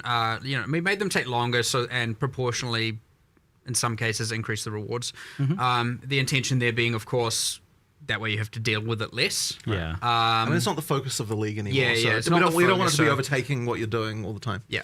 And look, I expect these things to be a bit divisive, 100%. Some people love it, some people don't. And that's great. That's everything in PoE, and that's everything we add. And you can choose to do it. You can choose not to do it. Maybe you choose to just do the crops and do the shipments and not worry about all the other stuff to do with it. Maybe you just use the map runners and put all of your gold investment into that. There you go, Mark. There will be other ways to spend gold in the future. Maybe because you don't want to deal with them, you build up an excess, and then all of a sudden we add the gambling strongbox from PoE2 or something like that to sink the rest. Yes, who knows? dude. Yeah, we'll see. Dude, it's so good. It's a fun strongbox, but That is a good one. that will come to PoE1, I promise you. 100%. So, but you know, there'll be ways to do it, but we'll feel it out and see how much gold people are getting relative to losing as well a bit, and then see. But the intention here is that if it's feeling annoying and how much you have to deal with it, then we've missed the mark, and we'll probably even, you know, adjust things a bit further as well. Okay, yeah. But again, like everything, it's up to you, your agency, your choice. Like, you touched on an interesting point, because I feel like before it wasn't optional because it was there and it was free stuff. So why wouldn't you do it? But now you're actually, both in terms of gold, but also your passive application, like, are you actually even investing in having those ores appear versus something else? So it's not necessarily just like a a free thing on top that you're obligated to do. It's now a more conscious decision. I could see it feeling mandatory, and if it does feel mandatory, then we've missed the mark a little bit for sure. You want to avoid that. I don't want it to feel so mandatory, but that being said, I also wouldn't want it to feel so terrible that you never want to engage with it. So there's always a fine line to hit. And but there's stuff you can only get from there, so there's always going to be that element. Yeah, like, for sure. If you want to get the tattoos and rune grafts, and some of those rune grafts, a lot of them are like pretty crazy off-build stuff, and there's a good set of like chase ones in there, and there's some pretty crazy stuff in there to get, but I think it's a better system. I like the idea that now Settlers is giving 2 different passive tree mechanics that can coexist as the rewards, aside from obviously recombinating and map running and stuff. But as opposed to like just the freaking insane enchants that you were getting on your weapons so before. The enchants are gone. Then this replaces that. Yeah. Which I think most people expected. They were a little bit much on the power creep axis. It was kind of just a bit crazy, but I wouldn't say that we won't see some sort of weapon enchant system back in the future. Yeah. And we're a bit more regulated and stuff like that, but, because there's room for that. There's design space for that, but we never know what form. But I like that Settlers is where you go to get your alternate passive tree stuff. I think for changing masteries and changing nodes. I like that as the reward from it. It was a pretty funny reveal of the live reveal of the recombination changes, because everyone was like, "Oh no, you did it! You got rid of the old one and replaced it with this." But then obviously the old one's still there. We're here seeing all of the L's, and then I'm like, "Don't worry, they'll come back. They'll come back. It's all right." It was very entertaining from our perspective. So that's all right. And then all of a sudden, L's www saved. I love it. I very thoroughly enjoy watching chat. Yeah. So you kept the old version of recombination. Is that changed or nerfed in any way, or is that just as it was? The old way, I can't speak to that with an absolute certainty, and I would have to talk to, one of the main designers dealing with that. But I did say like we should pretty much keep it the same. Yep. And if there is a change, it needs to be like very much justified. It's not like Yeah. People like it for a reason. Like keeping it alongside the other one and then gutting it is obviously not the play. You may as well have not kept it at that point. So yeah, it was certainly the intention that we keep it. It's still a favorite. Like if anything, I would be okay with making things more expensive. So it's a little bit harder to use at the top end when you're doing like the very. I think that is maybe the thing we concluded when you're interacting with a lot of the really special modifiers that you normally can't get on items. We're making it a bit more expensive. But I don't think that was a huge constraint anyway, not unless a barrier you were for the people doing it usually. Sure. So I would prefer to do something like that instead of nerfing the power of it at this point. And I'm like 99% sure we didn't nerf the actual functionality of it. But I'll verify, and if it is the case, I will let the community know afterwards. Okay. On the topic of gold, an ongoing thing has been that gold is very present from the core Atlas mechanics and certain things, but other things just literally don't drop it. You do Blight or whatever and you just don't get gold, or, Sanctum just doesn't get gold. That's obviously a separate topic, but is this something that has been normalized across the game? Do you want players to be in a position where they can't use it? We are making some adjustments. So when we did that, obviously we went through the entire game, of which there is a lot, and specifically we're like, do this, too much gold, lower, and we had penalties and increases all over the place, and a bunch of stuff was too low. Some stuff is, and I wouldn't say it's too high. It was actually probably relatively nice mostly. There was just a bunch of stuff that's just dead.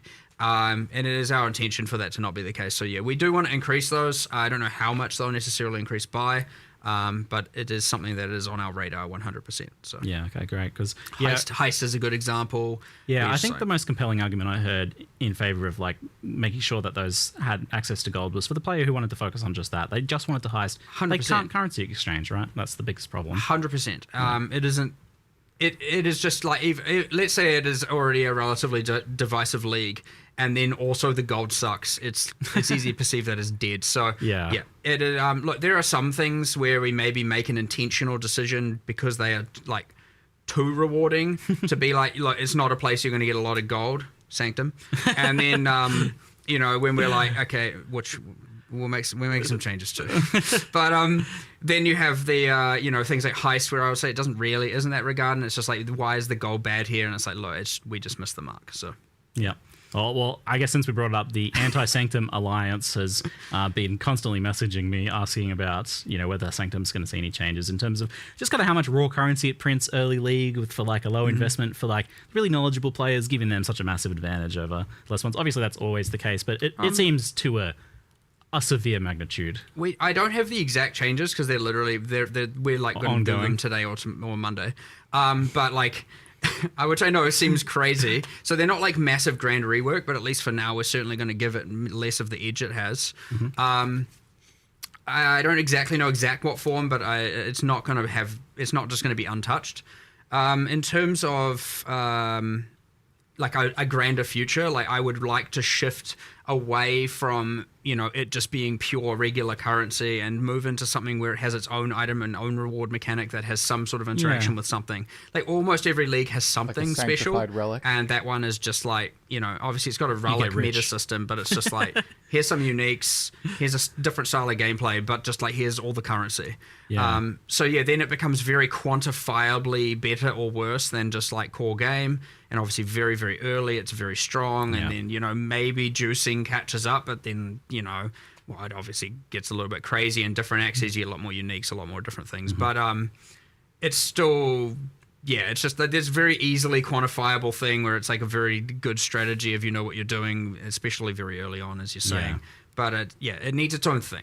It 100% needs its own thing. So, but at least for now, it doesn't have to be as good as it is for how easy it is to do so.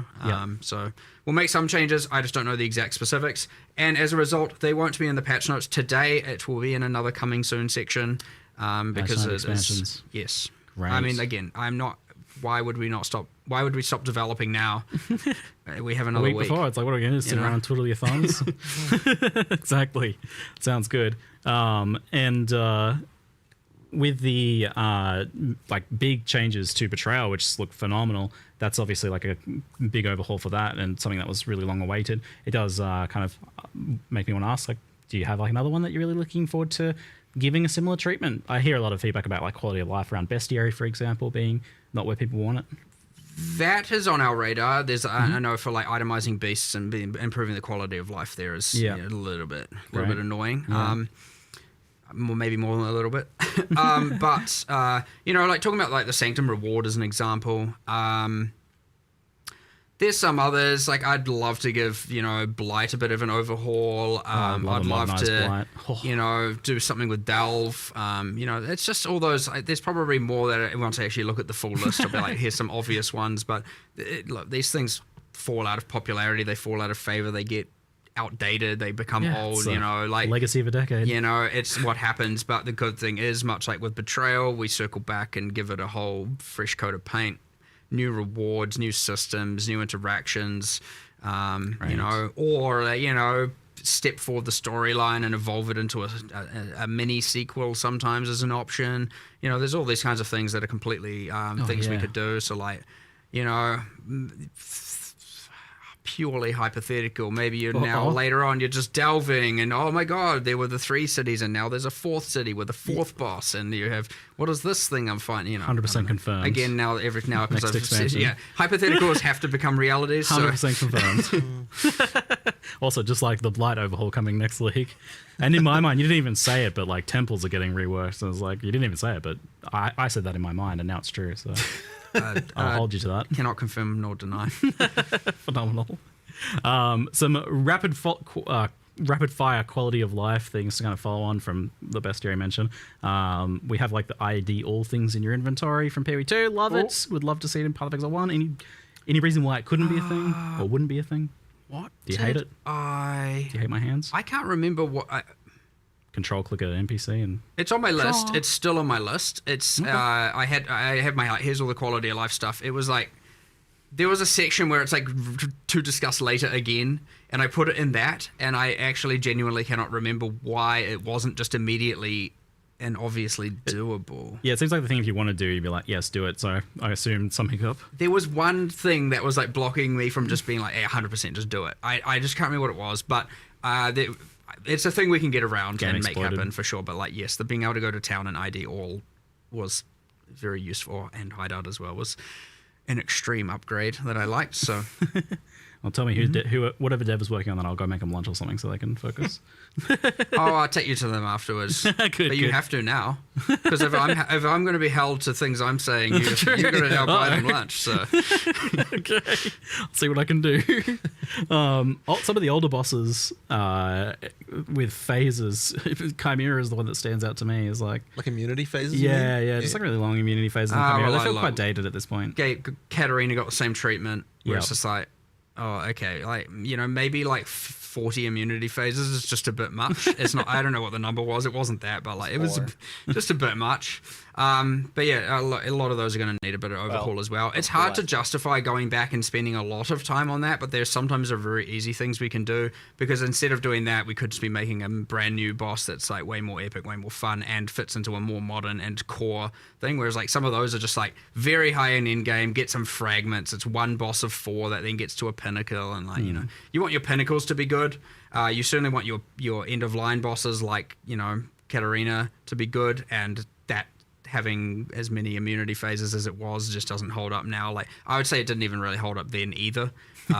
It just, again, it takes you to really back out of the new stuff and go back and look at the thing to go, what is actually wrong with this, and look through everything and go, yeah, there's actually more bad here than I thought. And then you go through and fix it all and change it all and revamp it all and, you know, do it again X years later. Yeah. It's been a while since we're talking about this, but with a discussion about gold and the currency exchange, I feel like it's worth revisiting. Just like, how do you feel that the old trade manifesto holds up from way back in the day? Like now, in light of, I would say that the currency exchange, like, kind of definitely Gonna be the same answer. Shows that there's I mean, it's not like we didn't know there wasn't demand for instant trade, right? But the currency exchange definitely helped things a lot. And I know that we still want to do more stuff. Like, I've kind of talked a little bit before about how there's other things we want to do, and I still think we want to do it. The main thing is that, yeah, like, the gold allows us to make it so that there can be a cost that isn't the cost of having to do the actual trade with you know, like, individual other people. And so I do think there is a world where we can go to, like, where we can have a different system. We'll probably prototype that in PoE 2 first, I reckon, where, you know, we still don't have a permanent standard economy that, I mean, okay, in PoE 2 we've got an economy that will exist forever, but that's not going to be standard, right? Because that'll be the early access economy that will stick around. So we've still got an opportunity here to completely damage the economy without while being able to recover from it. Yeah, I know from my perspective, when the currency exchange came out, I was like, after we played it, and it was such a relief of friction that I was like, you were like, oh, this is all we ever need. Maybe this is enough. And then now after, and obviously then it started coming back a little bit, then playing 020 on PoE 2, and then going and trying to trade for more items, I was like, I'm reminded of all the frustrations. I'm like, we definitely need more than just the currency exchange. So I would say we scoped it out. We wanted to see if it was better enough, and then I was just like getting beyond angry trying to trade, and I'm like, why is the whole server AFK? You know? I think it might have been worse in PoE 2 because of more new players. So what I found in PoE 2, a fun little trade thing, is when I first started, people didn't know, you know, you invite them, they come to your hideout. Basic etiquette and I'm like, stuff. Are you coming? What's going on? And then they're sitting in Act 2 town, just like waiting for me, and I'm like, oh, okay, I get it. No one knows that you just go to your hideout. That's a new thing to have to learn. Oh, and it's shifted as well, like weird new kind of like things of like culture things have grown out of that, just like kind of independently from different like new people versus pre-existing PoE players, and it's become a strange little it's thing. Real fun to watch, eh? It's an interesting little social experiment thing going on, isn't there? But I think like I think what you've touched on there is that it does just kind of raise the question of like, oh, where should the friction be? The friction being in gold feels really good, I think. That is exactly the thing that we would prefer, right? Yeah. The thing that's going to be the question is that if gold is the only friction, it still needs to be that the cost of it is enough. So the thing that the Trade Manifesto talks about basically is you get this issue with you don't get it with currency. So doing it for currency is actually fine because currency, it acts as a sink. Like, it is currency, so it's okay to have like fluid trade for that. When you start getting into items, then you start to have that issue where the stuff at the top is worth like astronomical amounts, and the stuff at the bottom is worth nothing. And like any trade will cause that, but the easier trade is, the more you get that. So you've kind of got this like, if trade like it was very hard, you get like a flat line. You can turns a more of an exponential growth curve as you as trade becomes easier and easier. So effectively, you just have to make sure that we're hitting the right point. And what I worry about, and this is one of the things as well, if we first do something like this, we're probably going to have to price the gold cost pretty high as a starting point, for sure, yeah. and then kind of maybe back it off as we see like what the effect is, because if gold is the only barrier, then you're going to see that kind of issue. Well, gold's like a direct kind of translation of your like play time / play exactly, quality, and your efficiency so that trade capacity. So the fact right? that it works that way, where it's effectively character, like bound to you, effectively means that we can use it this way, and that's kind of the difference between us and other games. So I think it will work, but it's like, we're just going to have to be very careful. 100%. Because I 100% get like the concern about it, because this is about like what you're actually putting on your character and circumventing whether you actually do any gameplay for Absolutely. that. But this makes it so that you are doing gameplay for that, and it's an alternate method. And so we have to be careful, especially in the early game, where if you can just get something that some high level player just doesn't care about anymore, so they sell it for nothing. And then but it costs you, but it still has to cost you effectively something. costs it sort of needs to cost you something. So we just have to make sure we're getting that right. So when we do it, it'll we're gonna have to be very careful around that stuff for sure. Yeah, and I mean, even if it was just kind of like you can only really like realistically do a couple items a day, then it's not your bulk trading kind of method. Can be, it exists alongside the existing one or something like that. That could be a prototype for it. So it seems like it feels possible now, whereas before it was like a no way never. That's crazy. It is possible now for sure. It is possible. Which is it's just I'm excited to see what you do to experiment with that. Mark seems keen. Won't be too far away, I think. Bloody but, AFK people. I'm pretty sure we're gonna. Pretty sure we're gonna prototype it in PoE2 first. Yeah, that makes sense. Where we've got a bit more leeway there. Like you said, I mean that shows a bit of like a love and sanctity to Path of Exile 1 there for the people maybe concerned that you don't care about it. Right, so I guess so. Yeah. And just one more note: and all you people who are listing items, here he goes, rant time, and then you're not even AFK. You're in a map, and you're just not replying. Don't list it for that price if you don't want to sell it. Please Stop it. Please. Or actually, no, you're going to keep going now because then you're going to have more drive to get this new system implemented. So yeah, it backfires, but whatever. There is that. Make trade as bad as possible to motivate you guys. No, we're not having some accelerationist concept here. That's terrible. And that is the note that we'll wrap up the Q&A on today. Thank you very much, folks, for hanging out with us. And thank you, Jonathan and Mark, for answering our questions today. I look forward to playing more of Secrets of the Atlas and Mercenaries of Travelers. Yeah. Well, awesome. Thank you. Yeah. Everyone has fun, and we're back. Yeah, we're so back. We're so back. So back. See you later, guys. See you later. All right. We're back. Grinding Gear Games haters in shambles. In absolute shambles.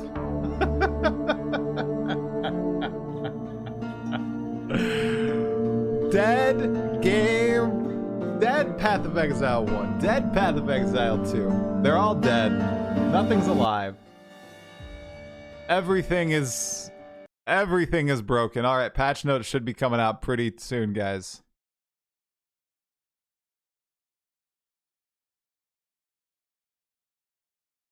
No, you just ignore those of us that have a legit problem. Drag. Bro, that's not true. My man. People have been hating on Grinding Gear Games for months. Absolutely just hating on them. You're not ignored at all. Quit that. Quit that. You're being silly. How do I turn the filter back on? My thoughts? Seems like an awesome patch. I'm going to really enjoy it. What I really wanted were new bosses in Path of Exile. Honestly, and kind of just a new endgame story. That's what I'm going to enjoy the most. I like playing the story and the challenges and just fighting the bosses. That's exactly what we're getting. And it seems like there's going to be a lot of different build possibilities for people. The mercenary system looks pretty cool. I'm excited. I'm pretty happy. I've said several times there's a driver problem before your interview that I couldn't even get the game to launch. Yeah, they're looking into that, man. There's a whole different team of people that work on tech problems versus game design. Trust me, man, they're working on it. They're not ignoring that. They want you to play the game and spend money on the game. They're not intentionally just sectioning you out and saying, yo, we don't want these people with those drivers to play the game. All right, where are the patch notes? GGG. They're going to drop, right? And the Path of Exile 2 patch is going to drop, right? GGG? What? GG? Where is it? I don't see it yet. I need those patch notes. Gods, that was satisfying. Yo, Lilvian. Thank you for the 10 gifted subs. I appreciate that. Thank you, thank you, thank you. Hope you enjoyed that announcement too. I thought it was pretty good. I thought it was awesome.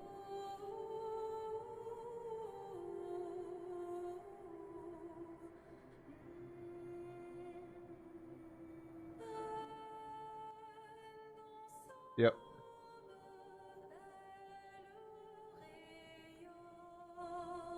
All right. Thank you, Lilvian. A 10 out of 10 update? When is PoE2 patch dropping? They said tonight. They said tonight. GGG, where's the PoE2 patch as well? Come on, we need double patch notes. We need both patch notes. Up. GGG. Where's those patch notes? What time tonight? PST, EST? Kind of the same. They didn't give a time. They just said tonight.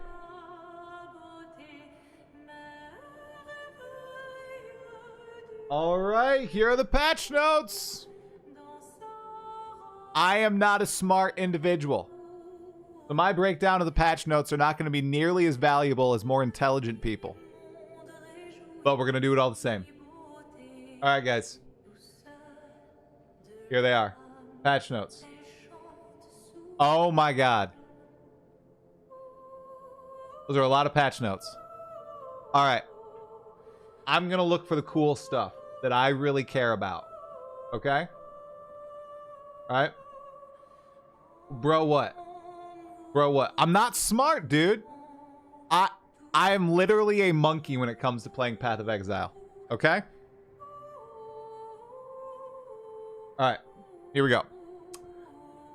Okay, so we just saw all this. This is all the secrets of the Atlas. Now, they said 3 pinnacle bosses, and it looked like there was a corrupted Zana. Omega Cybers, you said you didn't see a corrupted Zana. Are you sure? Are you sure, bro? I definitely saw a corrupted Zana, man. In the trailer.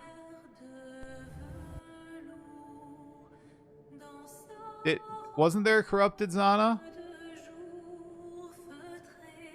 Was she in this? Yeah, right here. Dude. Bro. This has got to be a boss fight. This has got to be a secret boss fight. That is a corrupted Zana. 100%.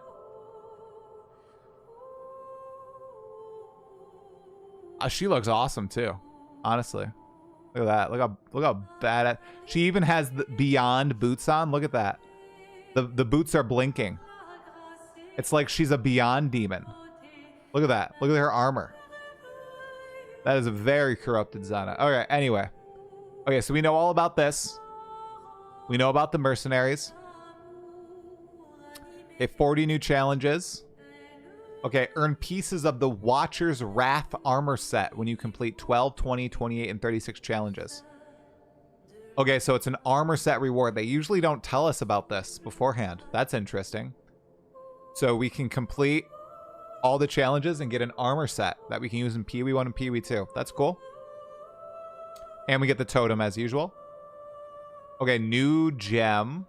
Focus channeling. It's a support gem. Okay, it just supports channeling skills. Okay. Here are all the orbs we saw. Added over 20 new uniques, some of which can only be obtained by dueling mercenaries. Okay. Div cards, 5 of them. Pause. Okay, Rogue Harbor. A message is now output to chat whenever the nameless seer or a reflecting mist spawns randomly in a map. Thank you. I've missed so many. Okay. The most important patch note. Boom. Continue to incrementally improve the sound, art, effects, and environments. Awesome. Okay, end game changes. You can't lose experience in all these boss fights. Atlas memories are gone. Okay. Introduced red tier Kirek missions that are basically Atlas memories. That's cool. Breach splinters. Bigger scarab drop stack sizes.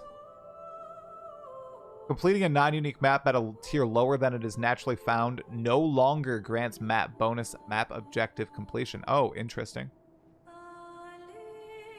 Okay, all these maps are added back. Bunch of maps removed from the Atlas. Rip Summit. Okay. Any interesting changes here that we don't know about?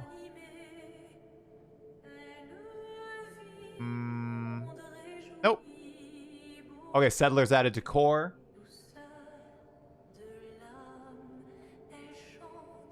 Thank you, boss X2429. Thanks, bro. I did not read your name properly. I'm sorry. Okay. Okay, we've been building it for almost a year. It's in the game now. Awesome. Okay, we know all this. Okay. Moved a lamp post in King's March. Adjusted banana to more closely match the size of the Kalguran version. What does that even mean? The banana's bigger. All right. All right. Maybe are Kalguran bananas bigger than Rayclastian bananas? Is that how this works, guys?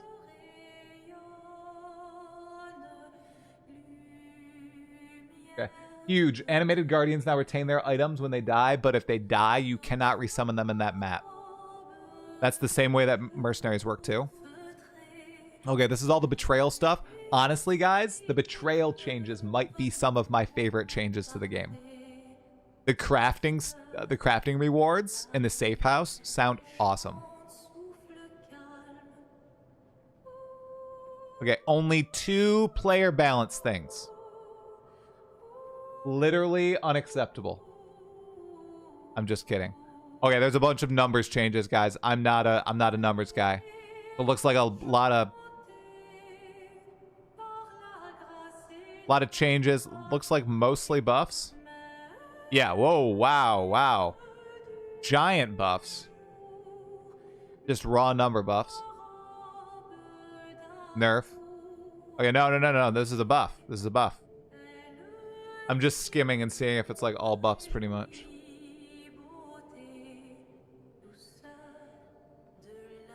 Okay, that's a nerf. Yeah, the big nerf there. Holy, that's a big nerf to detonate dead. I'm so sad. Okay.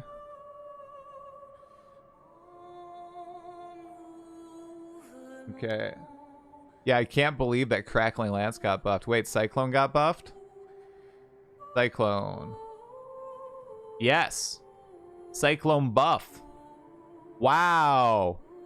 Big buffs to Cyclone.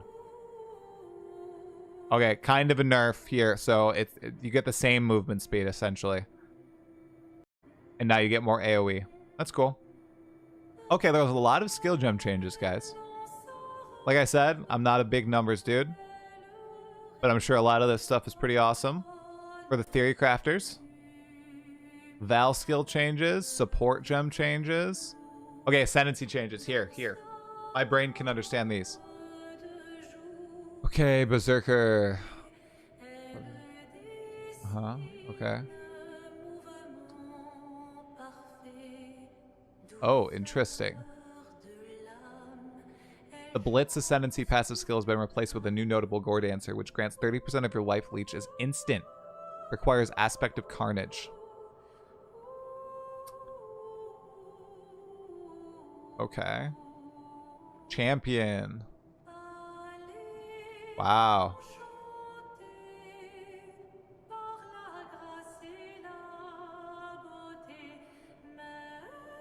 Wow, some big fortification buffs for champion. Interesting guardian buff or change. You get a random shrine buff every 10 seconds. Increased reservation efficiency of skills, 50% of it on the guardian. Interesting. Training Proj. Oh, a little bit of a nerf to Trickster.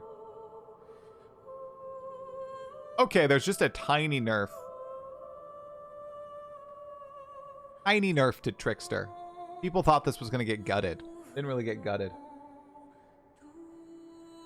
Still going to be pretty busted, I think. I think people thought that the Trickster was going to get destroyed. That doesn't seem that bad. Minor tweaks there. Still super powerful. Passive tree. Okay, more passive skill tree changes for casters and cold damage. I don't see any PoE2 patch notes yet, no. Okay, people thought Ephemeral Edge were going to get destroyed.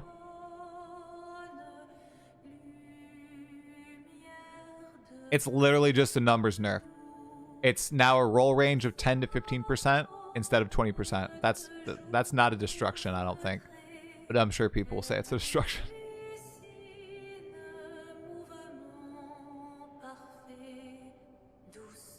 Oh, wow.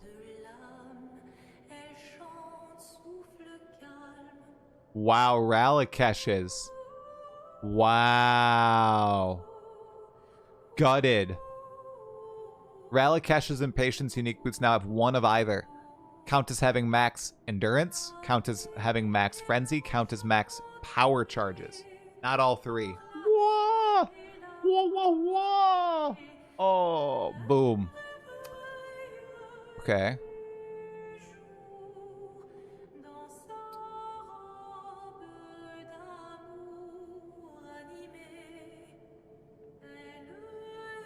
Resistance mods can no longer roll or be crafted on weapons.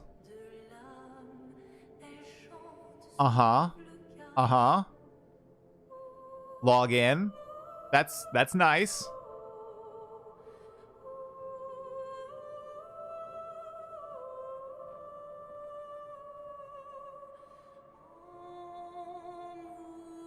Okay. Ruthless changes.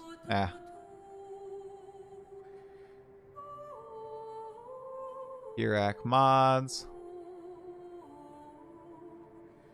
Quest reward changes. UI. UI changes. Okay.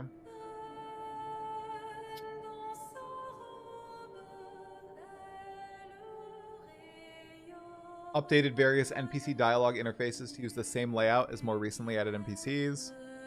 Hide offline guild members. That's nice. Reduce the quest size, the text size of the tracker HUD. Okay.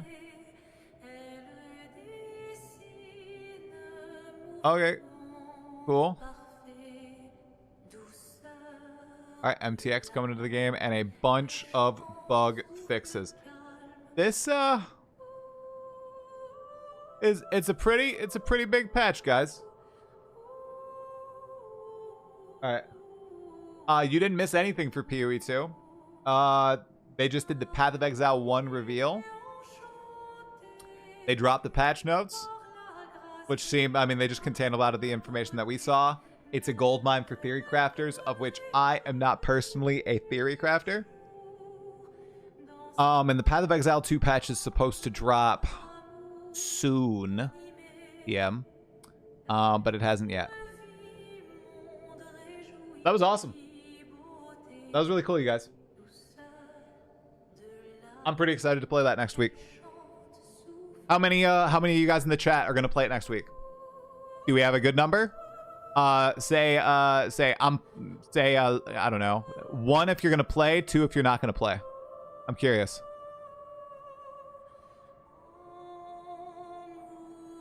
I'm actually more curious if there's a whole bunch of people who aren't going to play. If there's a lot of 2s.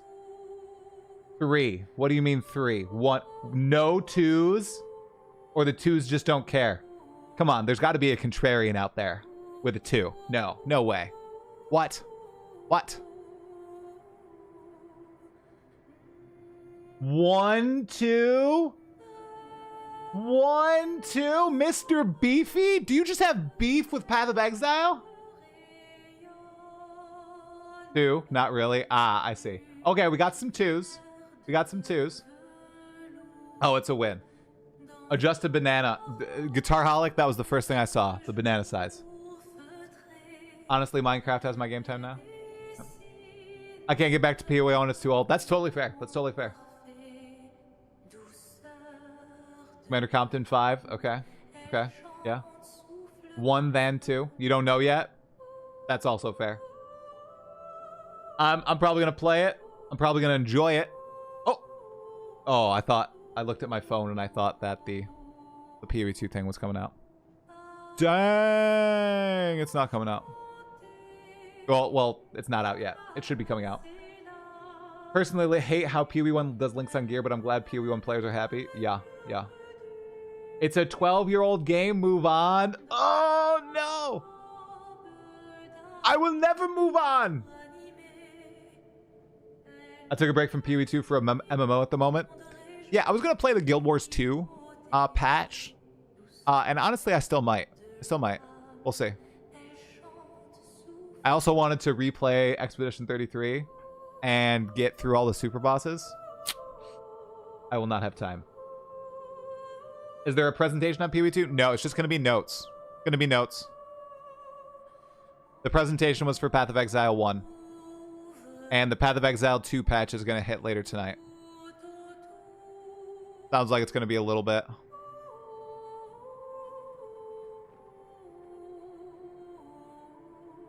Yeah, they updated the game massively. You know, a lot of games would die for this sort of patch cadence, you know? Sorry, for this sort of patch quality, not cadence. Lol. Let's not say cadence. Hey, let's not get too crazy now, right, guys? The cadence may not be there yet. Hey. All right, you guys. Well, like I said, I am not a theory crafter. All right? So with the patch notes out for Path of Exile 1 and the Path of Exile 2 patch notes nowhere in sight, I am going to throw you guys to a real theory crafter. A real god, someone who has been very, very excited for a Path of Exile 1 expansion, and his name is Arrow. So, everybody, let's go give Arrow some love. I want you guys to spam some... Let's just spam login, honestly, in the chat. Okay? Let's spam pure login in the chat. Okay? I want to see the Path of Exile login when I am in Arrow's chat, you guys. Thank you all so much for watching. Thanks for all the gifted subs. Thanks for the follows. I will see you guys next week for some awesome content. All right? Spam login. If I don't see logins, I'm going to be legit upset. Have a good night, you guys.